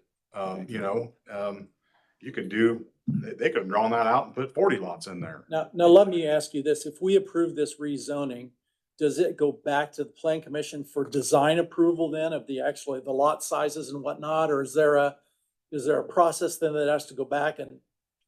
I think we asked for a contingent on that night that it was, claim was approved based on the rezone, I remember right. I believe that's how it went. They Because approved. we didn't want to go back. Oh, they approved the I plan think they. as approved long the as the plan. rezoning is approved. So if the Right. rezoning is approved, the plan has already been approved. Right. I got Which, it. which is the same even if they would have recommended it. They would have approved it upon you guys passing it, Sure. but for some reason they didn't wanna. Well, I've looked at it and I've talked to several of the people on the board and also, other people. I talked to Brett too, and I just think it's a good plan. I mean, I drove that stretch of road. It's straight and it's level. You've got good visibility coming off of all of those lots. And, it's close enough to town and I just think it's gonna be a good development. I wish we had more of them like that. Yeah. Brett, Literally on the other side of 7. Yeah, that is, the other thing that really, I'm gonna say, it might get me in trouble with my board, but a lot of times, one of the things brought up is our, long-term plan says it's suggested, not mandatory, that it grows, that we do these closer to the city. That is literally almost touching the city limits. Right. It is just 2 lots down. Those 2 lots on the south, that you can kind of see on 750, Mhm. those are not in the city limits, but right beside it is. It's a couple hundred yards from the From city the city. limits. That was the majority of the discussion actually was, I don't want to be annexed to the city. Right. So close. Yeah, and they kept, Probably ate up half the discussion. they were really asking about annexing and has something too. that has nothing to do with this. Brad, thoughts? And that already is a 45. And then once you get to pre-stress, it drops to 30. Okay. Just as an information. Well, I Sure. think Mark made a good, Got the speed limit that's been. yeah, I think Mark made a good point when he compared this situation to the two CAFOs or intensive livestock we approved. There were people there that's usual concerns of smell, and all of this and that, but if they go through their IDEM permit and they're approved and they meet all the requirements of the county and the state, there's literally no reason not to approve it. Right. And in this situation, if they've met all the requirements, even though there are some people that will be concerned about the amount of farm ground that's being used up, that's probably not totally necessary. But if they meet the requirements, then we have no reason not to rezone this property. And just one more thing, it will have the sewer, county sewer. Right. That's right there, and they will have that. Good. So one requirement, if this was 2 miles farther north, would be making sure every lot had a perk test and was Right. available for septic, because you are allowed to do that. I mean, that could be two miles higher and they could do that same thing, but they would have septic. So we would ask for that, but we didn't need to on this one. Good. Given the no recommendation on this one, I would just suggest language to be put into the minutes regardless of your vote that, in considering this rezoning petition, the board has considered the comprehensive plan, existing conditions, surrounding uses, suitability of the property for the requested zoning classification, conservation of property values, responsible development and growth, traffic and safety impacts, public health and safety, convenience, and general welfare. Those are the things that the plan commission would have been asked to The comment on. That the plan commission would have been asked to comment on, and you as the legislative body that decides are also asked to assess in making your decision, which you've already been touching on those without saying them. In consideration of all those things, I make a motion that we approve this rezone. I'll second. Okay, motion passes 3-0. Thanks, Brad. State a few of those again for the minutes. I can even just send it to you. Okay. Have it, I wrote it. Didn't get that. Hey, Clayton, how much acreage is this? What is the acreage on this? 21 something. Did I mention the acreage? The total acreage? It's 21.53. 21.5. The total is 21.53. Yeah, if you could say that, I'll put it right in the minutes on that one. And once you get all these shuffled around and get them all completed, I'll just wait till after the meeting. I can even bring them up to you. you sign your appointment yet? No. Is that up in your office? Bring those up, sign the appointment. Yeah, I will. Yeah. I'm gonna get paid till you sign it. I wasn't here last They'll week. spend I $1 million and was they'll build a virtual. estate there. I know, they pop up all Yeah, you over. get two birds. You Build a know. pond, pool. There's two ways to do things. One, you either have the money or you can get it. That is it for the rezoning. So What else have you got for us, Clayton? thank you, Mark, for sticking around. Thanks, Mark. You're gonna be back, you're gonna be around in later on, right? Well, I guess I gotta be here at 1, unless you wanna do it after the meeting, that'll save me a trip. If we move him up on the evaluation. What's that? Mark's evaluation. We have an executive session right after. Actually, your executive session was supposed to start at 11:30. So, at least to begin the discussions, and I issued you all a memorandum yesterday afternoon related to a few things, coming down the pipeline for the judicial project. The first step in reality is the commissioners deciding upon what type of construction delivery method they intend to use for this project. The memorandum I sent you yesterday goes through at least a brief synopsis from a legal standpoint as to what each of the delivery methods are. I think it's obviously helpful to have the county engineer here because from a boots on the ground perspective, he's probably experienced these in operation. If that's all right, could we ask him to come up and participate? Yeah, we can. I would appreciate that. You want those still on or? You can turn that on. We're just trying to deal with something else. What's up? No, we're just discussing, and so I had sent the commissioners a memorandum yesterday afternoon because obviously, and as you and I have discussed before, the first step in this judicial project is them identifying and having discussion and then deciding upon a construction delivery method. Yes. Okay. To go through the various types, you do have the traditional design bid build, public work bidding, which is, as you all know, it's kind of the baseline path. It's identified, within the applicable public work statutes that's listed inside, Indiana code.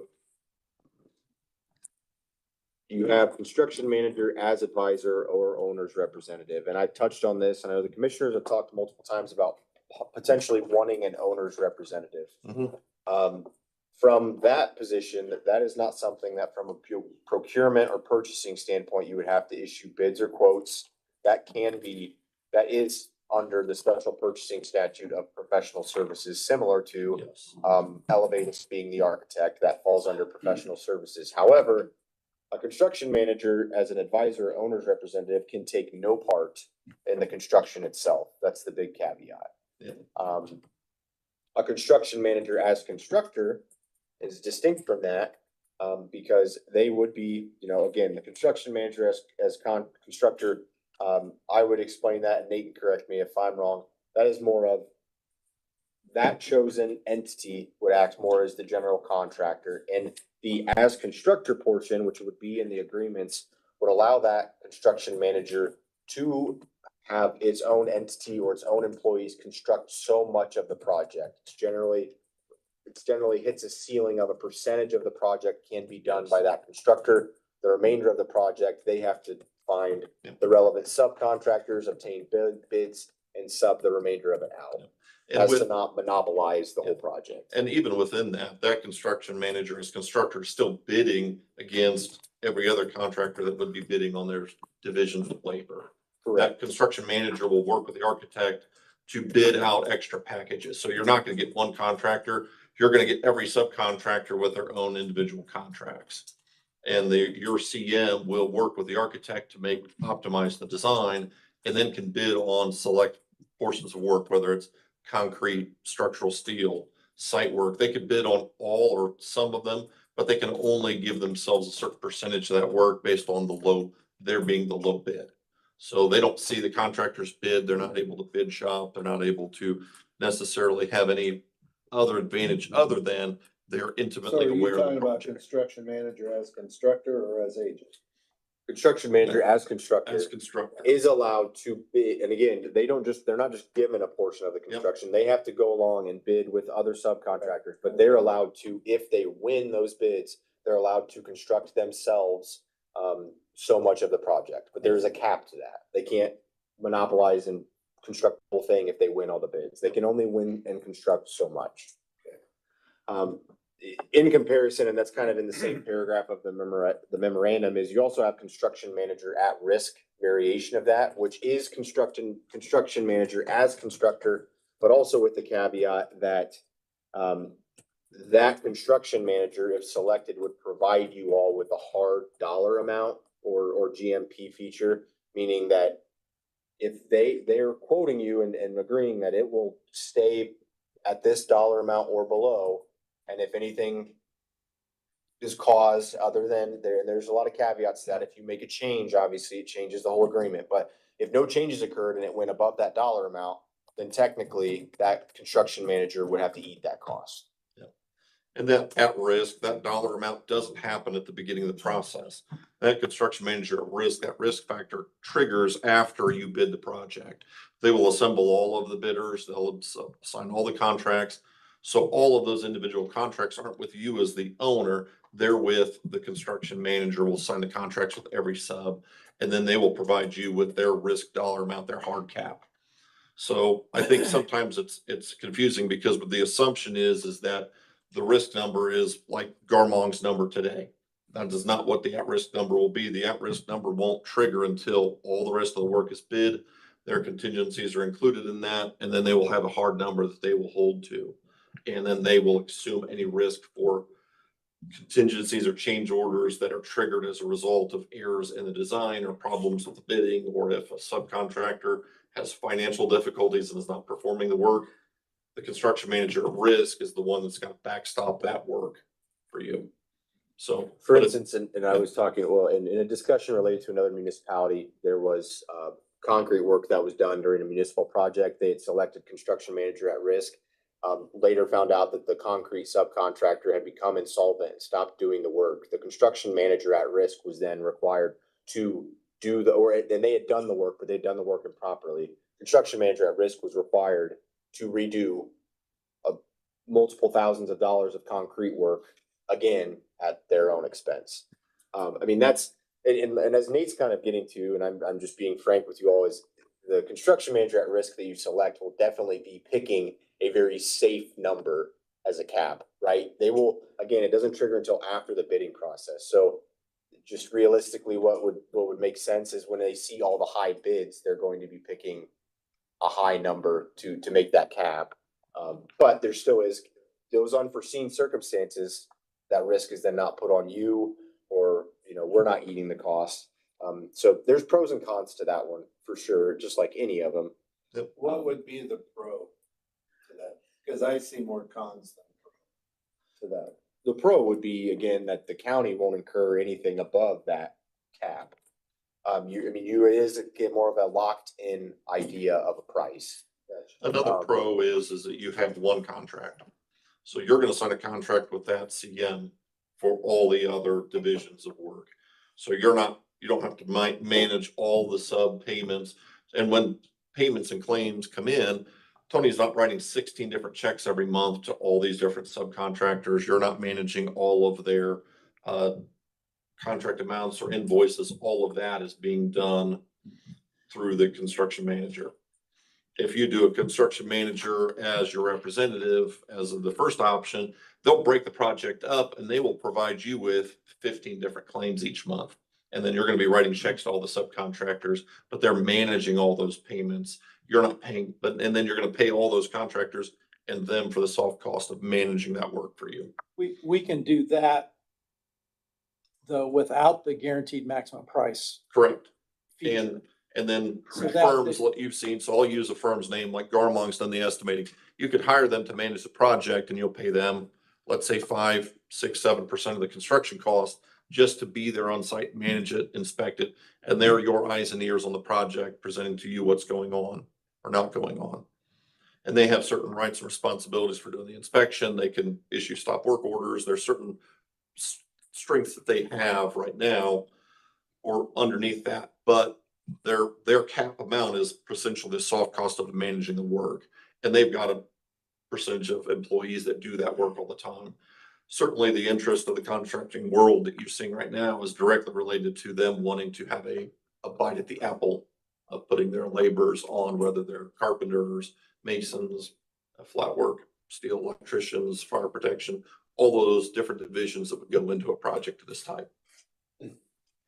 But yes, Steve, you can, I mean, with the construction manager as constructor, you can basically pick, it's either really, you know, construction manager as constructor or construction manager as constructor at risk. Right. And So what, that's just an additional feature. when with your, all of your decision, I mean, my recommendation is going to be regardless of what your decision as to construction delivery method is that the commissioner's next step would then be to formulate, for me to prepare a resolution and you all to say in that resolution which construction delivery method you intend to use, because then that's identifying for it. And then all RFPs or well, yeah, requests for bids basically would identify that anyone bidding understands we are using this delivery method.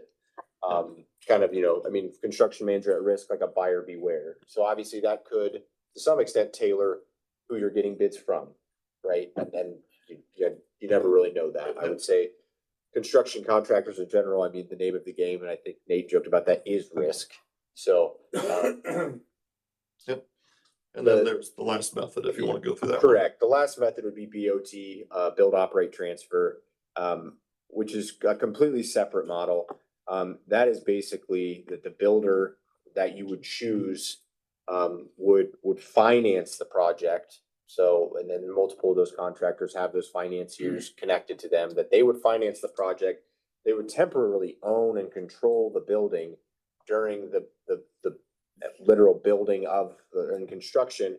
But then they would still own the building after completion. And in reality, what you're doing is you're leasing, and there'd be agreements of leasing to own until you've paid them back. Basically, they're loaning you the money, you pay off the loan, you then own the building. Doesn't feel like we really need to go through that process. It feels to me like that is a fairly unique set of circumstances that makes that build method appropriate. I think I know a lot of the proponents and a lot of those companies will say that there are many municipalities in Indiana that are using the BOT method. I think the BOT method, it's a very obvious pro of if the county right now believes they are unable to, it's like an individual going They and can't get the financing they can't get the squared away, financing yeah. right now, but they Yep. need the project done, then the But BOT like- method makes sense. Or they can't acquire the property for some reason. There's a property acquisition issue. Correct. Like I said, it feels to me like there's a fairly unique set of circumstances that fits, but I don't think we have that set of circumstances. And for instance, you know, thinking back to, and it's a good analogy and good just historical thinking back to when we were discussing at one point buying the old building in across the street and constructing a judicial center there. As many of our discussions were, as a county, we were very much limited by what we could pay for that property, the fair market value or the average of the two appraisals. But with the BOT method, as Steve just pointed out, we're then providing the project to an entity that is outside municipality, and they in reality could pay whatever they needed to pay for that property acquisition. So correct, we're not in that situation, given the project as it sits. And I think we just have to keep in mind that each one of these times where we transfer risk to somebody else, we're paying for that. Correct. Every risk transfer that we undertake costs the taxpayers money and adds to the project. Even if you don't see it, it's there. But obviously, many elected officials, and I've worked with them, it's why the state projects cost so much, is because they want zero risk. They hand that off and say, you need to bid all the risk, because we want one number to tell the electorate or the voting public what this is going to cost. And so they shift that cost, which of course means that they get the highest prices. Having spent part of my career on the other side of that negotiation, we always got paid for that as well. Yes, you do. And so, if you understand that, you have to play a delicate game of how much risk are the commissioners willing to accept on behalf of the county to get your project done. And there's pros and cons to a lot of these different delivery methods. There's motivations by the construction managers and contractors. This is not going to be a simple project. You've got two parallel projects complex phasing. There's work between both the county and the city now. We've got a county project in the city, so there's city zoning requirements and construction requirements you're gonna have to work with. So I think you're probably wise to be looking at a construction manager in this realm. Construction manager as a constructor or construction manager at risk really just depends on how you want to, how tight do you want to have the reins on them, and what do you want them to bid into the project? But If we use a construction manager,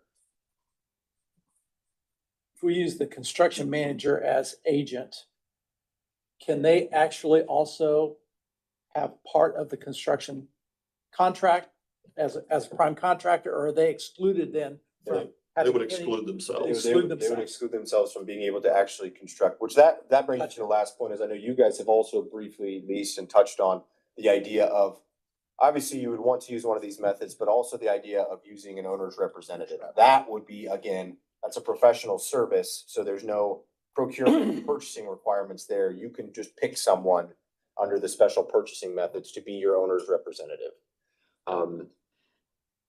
And I think we need to make sure we don't confuse the construction manager and the owner's representative. Those are two totally Yep. different roles. If you use the construction manager as your representative, then there would really be no purpose for the owner's rep, Right. because you've hired a firm to do that. Right. So, well, I those think- are kind of your options you have. I think one of the available to you. things that we've talked about though, our struggle as being the, our relationship to the project manager. Sure I'm using the right terms here. Our relationship with the construction manager, because of the way we're set up, the three of us, it takes three of us to make a decision. Three of us, that it really adds a lot of confusion when the three of us have to get together every time the construction manager needs an answer. Correct. So I think that even though I think we could potentially, I could vision a need for both a construction manager and an owner's representative, only because the owner, being us, are so hamstrung as to how we can interrelate with the construction process. And you could in theory do that where you had identified an owner's rep as the point of contact. Yes. It would limit the that really is- responsibilities of that the point of responsibility's fairly contact. limited at that point. You could have identified one of yourselves as that point of contact within that, but it does put that one commissioner at odds with the other commissioners, because then feel like you're making decisions on behalf of Right. the others, where if you had a third party or a second party individual that's presenting and then responding back and forth, then all the official correspondence is going through them. They're tracking that, they're keeping the communications, and then they're able to attend those meetings, construction progress meetings, and what's being done by both the architect and your CM. So that wouldn't be out of the ordinary. It would limit their responsibility somewhat, but I think that makes some sense. If we talk about having an owner's rep, let's hypothetically assume that we're doing that.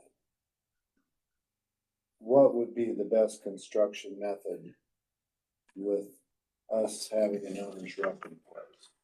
Would it be a construction manager? Wouldn't necessarily have to be his agent. We could be a construction manager as the constructor. I don't know, but I guess I'm looking for you guys' opinions.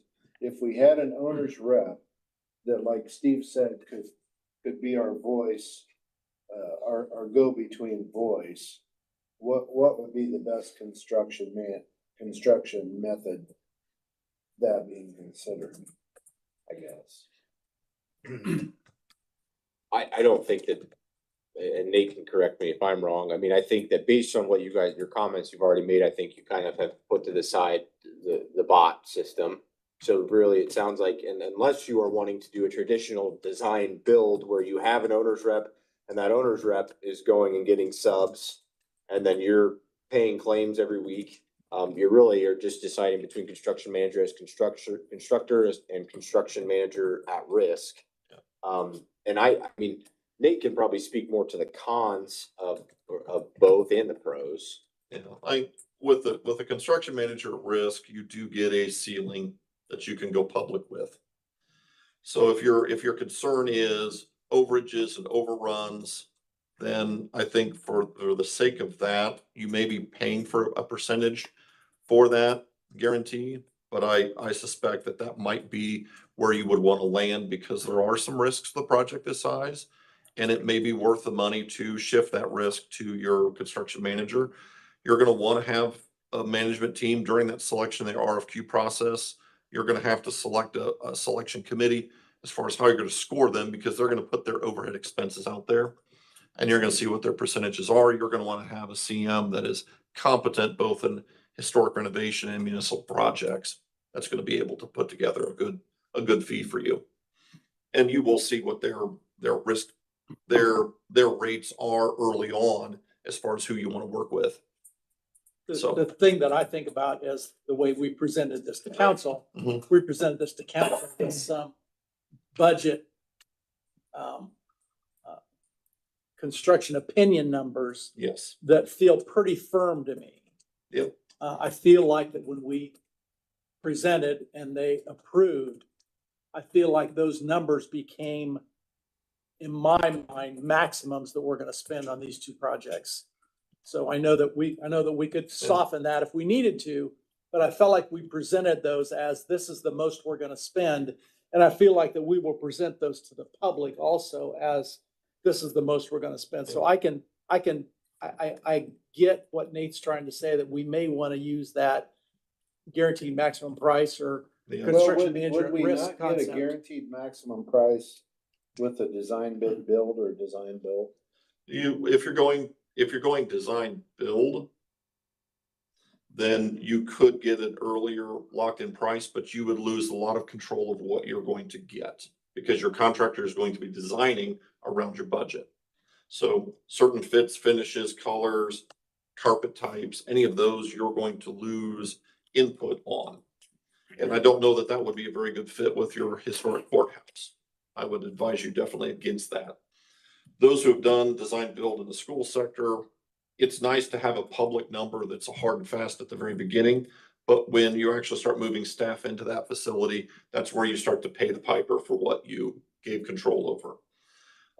Design bid build, you're gonna get a hard price from your contractor, but risks of design changes or conflicts, change orders, you will end up having to pay for that. There's nothing wrong with that, but then you will end up having to pay for a construction manager as your agent, probably to manage your GC and such. So, and you won't have a contractor working with your architect to look at feasibility and cost benefits of certain design choices that they're making early on. Well, one of the things I can offer, we had a great conversation today. Elevatus also, I think, could bring some color to this conversation. If we had them come, they weren't available today, but we could delay this if you wanted to until we could get Elevatus in front of us, and maybe between what Clayton's brought from the legal perspective, Nate has kind of from the boots on the ground. Elevatus might be able to bring their experience, having done this time after time after time after time. And after hearing kind of our concerns and thoughts, they may be able to say, this is the one based on what I hear, I would recommend. We can have Nate chime in on that. I guess I feel like we're maybe missing somebody at the table right now to make this decision today. It almost sounds like if we would like to have more control of the project, we would have to be willing to accept more risk as we move along. But then by having more control, we can kind of control the different aspects of the project, and maybe control pricing, as long as we can control quality of work and vet the subcontractors. I think we need to decide that we need an owner's rep. I think we need to pull trigger on this decision of having an owner's rep, and then I'd like to involve Elevators. I feel like that because of the way we're structured, if we were if we were a single owner, if we were single-minded, if we had one person to go to get all those questions answered, I'm not sure we would need to make that decision today, but I feel like we're hampered because of our structure as far as being our own owner's rep, because that's really what you are. If you don't have an owner's rep, the owner is serving that purpose. Well, and we have approved a job description for owner's rep. The council has approved the appropriation for owner's rep. So at this point, if that's something we want to go ahead with, we could, in talking to Shannon, it looks like something we would still have to post. So is that correct?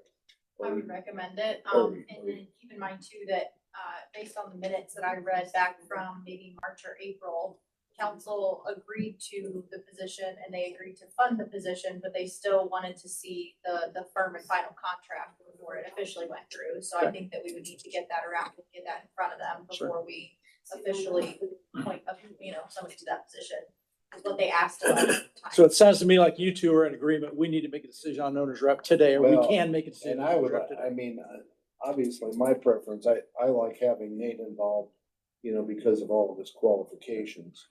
But for the sake of transparency, I kind of have to defer to our HR department also. But I'm pretty heavily leaning here. So do I hear a motion to ask Shannon to advertise for an owner's rep to represent us as we go forward with these projects? I'll make that motion. And if, do we want to limit the exposure to 7 days or? We can do 7 days. That's our minimum. So I can either I typically do 7 or 14, so I'm happy to do 7 days. I would like to do 7 and hopefully if we can move on this as quickly as possible and. I definitely think I need somebody that's got the expertise. Yeah. I do too. And hopefully. I'm not, this is not something that I mess with every day. So hopefully if you would still be interested, I would hope to. have you involved. So I need a second on Doug's motion. Do I hear a second? Okay, motion passes. Chair. Shannon, we need an owner's rep, so figure it out. So this would As soon as negate possible. a construction manager, this is Not negates that. necessarily. It No, does not It does not. necessarily, no, It does it's more, it's independent of that. Yeah. They're still planning So on you picking, could still do that. I correct. could still do any one of the design, any one of the buildings. An owner's representative would just have a much lesser role Right. than a design build.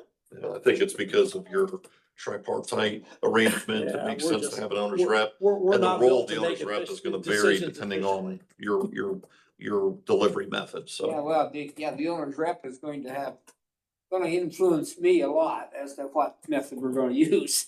Well, I think it'll be helpful in the selection of your construction manager to have your owner's rep working through the development of the project Right. and your delivery, I know the. so. So how long will it take before we actually have an owner's rep on board? At least So 7 days. Provided that I get the posting up today, then it'll be up for 7 days, so it's close of business next Tuesday. And then I'll be able to bring you guys the applications that we receive, and then I would recommend that we prepare a contract as council asks us to do. So they can look at that during their August meeting and approve it, and then provided that we get an approved contract and all that stuff, you guys can make the appointments. I'd say a couple weeks. So I this- don't see any sense in having Elevatus, Think, For defer consultation until we Elevatus get to that until after step. we make that. Okay, very good. yeah. I'll look at having Elevatus come 2 weeks from today. 2 weeks from today, Be a council day, wouldn't it? probably. And then I Maybe 3 do weeks have, from today. and I don't need to necessarily bore you with that today. I have kind of proposed ideas about, once you pick the delivery method, the proposal of how you go about properly, preparing RFPs. I think it actually is was a very good idea that in their resolution selecting a construction method when Wells County did their highway garage, they actually, nominated and chose an evaluation committee that was made up of not only the commissioners, but made up of their county highway supervisor, their county engineer. And you could really choose whoever you wanted, especially other county positions, maybe that, obviously, if you have an owner's rep, you maybe want the owner's rep on that board. But that they would be the ones reviewing, again, the contractors, that are responding to the RFPs, they would then be reviewing the RFPs and coming in. Either you would give them the ability to make the decision or to bring their recommendation to you all, as a board. So I guess one of the things I would do is I would assure you guys that Elevatus is moving forward with, they're working on this project now, so we're not gonna mark time for 3 weeks while we wait on this decision. So they're moving forward with design of the space. They're moving forward with some floor plan work that we asked them to do changes in the floor plans. So they're moving forward. Well, one of the things in Clayton's email was a discussion about the contract with Elevatus. Right. So, and I'll touch briefly on that, and I don't mean this should not mean I don't mean this in a disparaging manner towards Elevatus at all. Elevatus is a professional service, it's a consultant, similar to, I mean, I'm a consultant in the legal fashion. I think you as commissioners now, you've selected the project, council's approved that budget. This is your project. I would just say to remember that and to not let any of the consultants pull you by the nose. Because I think, and I hope that Elevatus provided that proposed contract to you as more of just an idea of what their contracts look like. Because it's extremely premature Absolutely. for me to be ever, even to substantively review it. Because it is very heavily dependent on what construction delivery method you choose. So if that was the case, and I did see throughout it, it says draft, that's completely fine. But you know, a substantive legal review and proposed red lines to that will never be able to come until we have. Let me the ask you method this, done. and I know this question has come up briefly, like I mentioned it today. Whether we need to treat this as two projects, whether we need to have two contracts with Elevatus. I spoke to Steve about that yesterday when I kind of called to update him, let him know I was gonna be sending you the memorandum and then hopefully have this discussion today. Again, and Mark and I both, I think, stayed quiet when it was mentioned last meeting. You had potential bond counsel that was previously, or they were here for with Baker and Tilly for the council meeting. And I've, you know, we've had discussions with her. I've done my own research. And I agree with the legal idea that these are two very naturally separate projects. But with that, there's no reason to just have one contract for both and to have the possibility arise of someone pointing and saying, well, they're not actually two separate projects then. They're so naturally separate, it does make complete legal sense under the statutes to have two separate agreements. Which can be pretty identical. And I think Dave's probably knee-jerk reaction to that was, oh, no, we won't need two contracts, but he wasn't thinking from our perspective of, we need to document and have a good file and case made for these are two separate projects. Correct. And again, and it was, right, he didn't think for them, he's like, Yeah. there's no reason for us to have Yeah, two he was separate contracts. just But from a responding to their municipality, the municipal law standpoint, you guys very much will. I think we probably do want two contracts. I think you're leaning in the right direction. You have two very different projects from construction design. And you do not want one project to jeopardize the other project because you've tied them together. You might as well create a legal firewall between the two. Correct. So I You know, think the- Clayton's right in where- going that route. Where that firewall is gonna have to be crossed is in the logistics of construction. Correct. Absolutely. You know, There'll both be- for efficiency standpoint, but from the contractor's point of view, but efficiency standpoint for how we operate our departments out of the courthouse. And I think that's why you probably would not want to consider design bid build, because by having them separate, then you're bidding them separate. You could have completely different construction teams working on it. Where if you do these as construction manager at risk or construction manager as constructor, even if you have two parallel contracts, you're still gonna have the same head. And their core role is gonna be to try to commingle these and work between that area where the streams cross, they'll have responsibility. And that's where their profit is to make that go fast. And so they're going to want to work together to make that profitable for them. So I think their motivation and yours will work best in one of those two methods. Sheriff, thoughts? We need to wrap up here and move on to an executive session, but what are you thinking? 2.1, I believe Doug, you were part of the jail build as a commissioner, you were part as a councilman, is that correct? With the talking I've talked to other sheriffs, more with the jail builds. And why use a owner's rep now and you didn't use one for the jail build? What changed or what did you like? Because the information I've got from other sheriffs on large projects, owners reps, I haven't had one sheriff say they enjoyed having an owner's rep. Well, I Especially for the think, cost, because they get a percentage of the overall cost depending on what the contract is. So we're talking several $100,000 possibly. for that the owner's rep. commissioners, the commissioners at that time hired Jack Kraus to be the. CCI, construction Jack Kraus. Yeah. They were owner's rep or construction manager. Construct. So at this time, I think we've got an advantage of someone in our engineer that's already very, very well suited to represent us in this project. So what didn't you like during the jail bill that you think we need an owner's rep?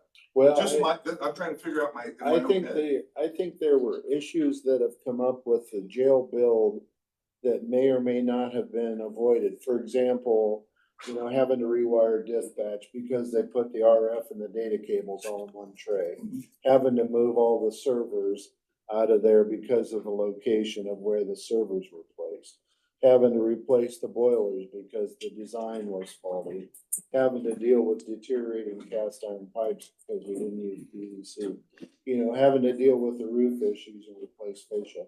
A lot of those decisions, I don't know if maybe they weren't foresighted to where if we had just a little bit more experience in our corner, I think some of those decisions might be reevaluated now, for long-term. Sheriff, I would add to that. I would, and I wasn't around, I wasn't in any of these seats when that happened.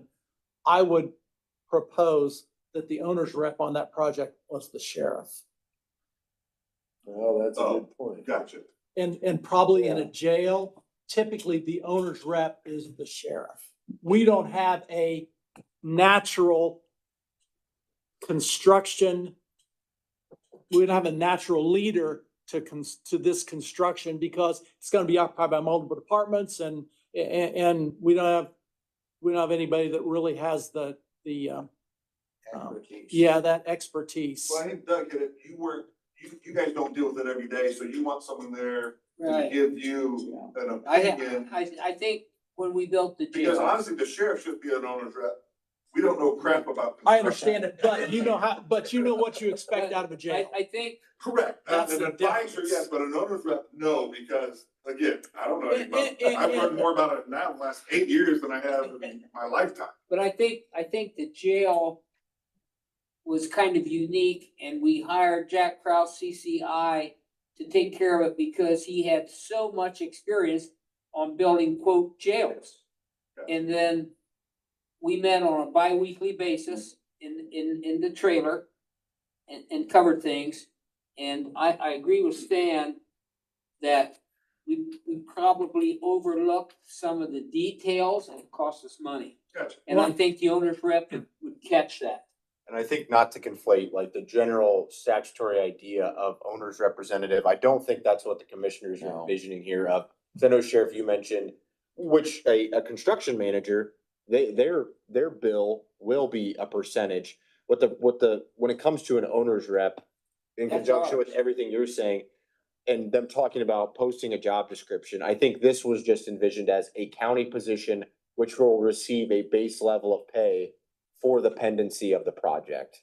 They're not also going to be tagging on a percentage of the overall project. Cause it's a lot lesser, given that it sounds like plan to also potentially have a construction manager. It's just an extra, unified voice. My second question is, if I can get your permission, if I can talk to us about that screening area, was my main concern with the. Absolutely. Okay. Interestingly enough, and I would bring this up, but I forgot in the Justice Center update, is that Elevatus has identified a project manager they will assign to this project. obviously their architects move on to other things, but they have a project manager. It just so happens it's an individual that is a native of Decatur and understands Adams County, grew up in Adams County. So for what that's worth, we will have an Adams County person.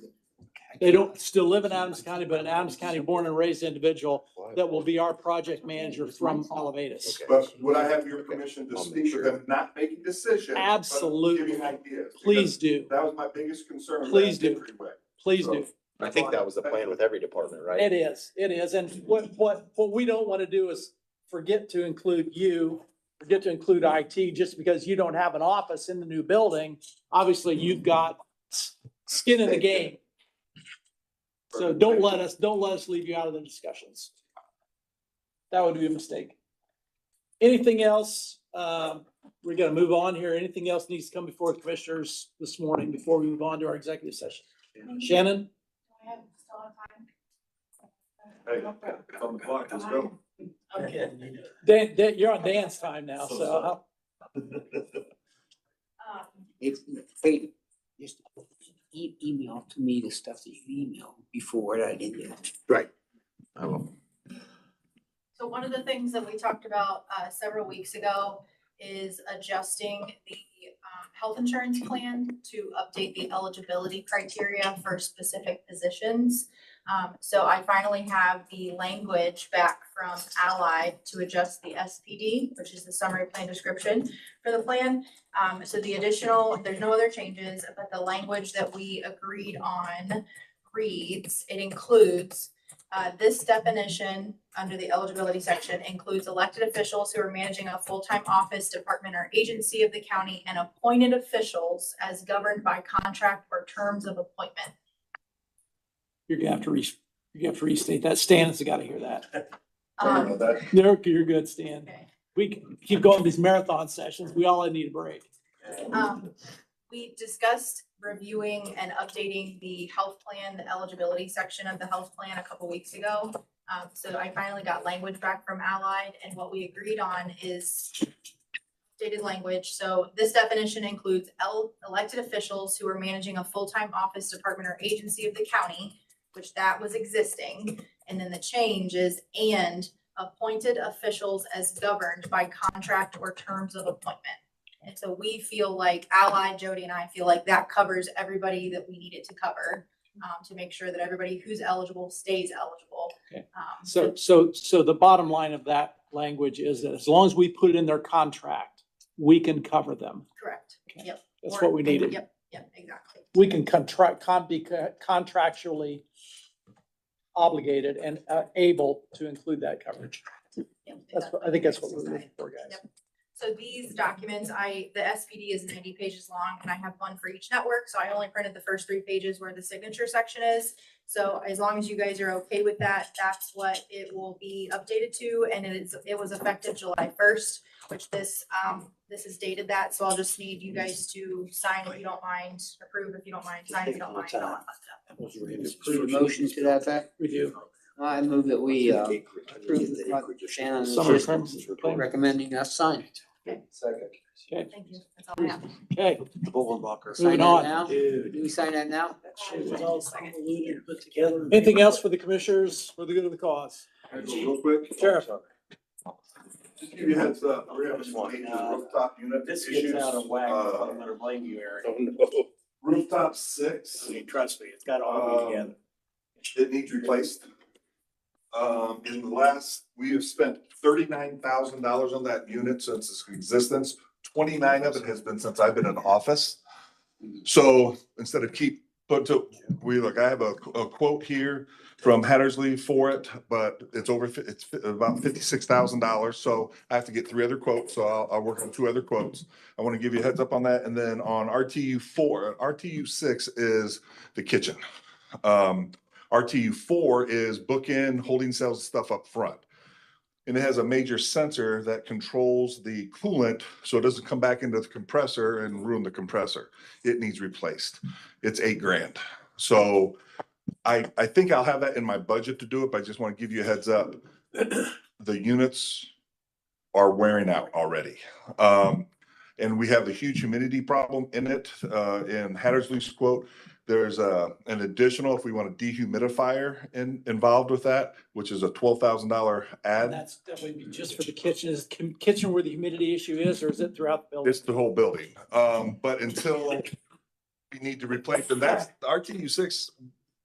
We've spent more money on that one unit than all the other units combined. So they suggest as you replace those, you put that into it. Another fix they're looking at and investigating is in the admin side, we have a huge humidity problem. Actually putting 2 dehumidifiers in permanent up in the uncontrolled space. One kind of like over the conference room and one in dispatch. And they believe with those 2 units into that will really help the whole building as a general too. So we're nothing in set. They're just researching that, but I want to let you know, I'll be looking at getting 2 more bids for the replacement of rooftop 6. And then I'm going to approve going forward with the replacement, because if we lose that valve, we lose compressor, it's gonna be a whole lot more money. Yep, So I hear you. just want to give you guys catch up on that. Good deal. Thank you. Sheriff. Anything else? Not, we're looking to adjourn, guys. So soon? Yeah. Move to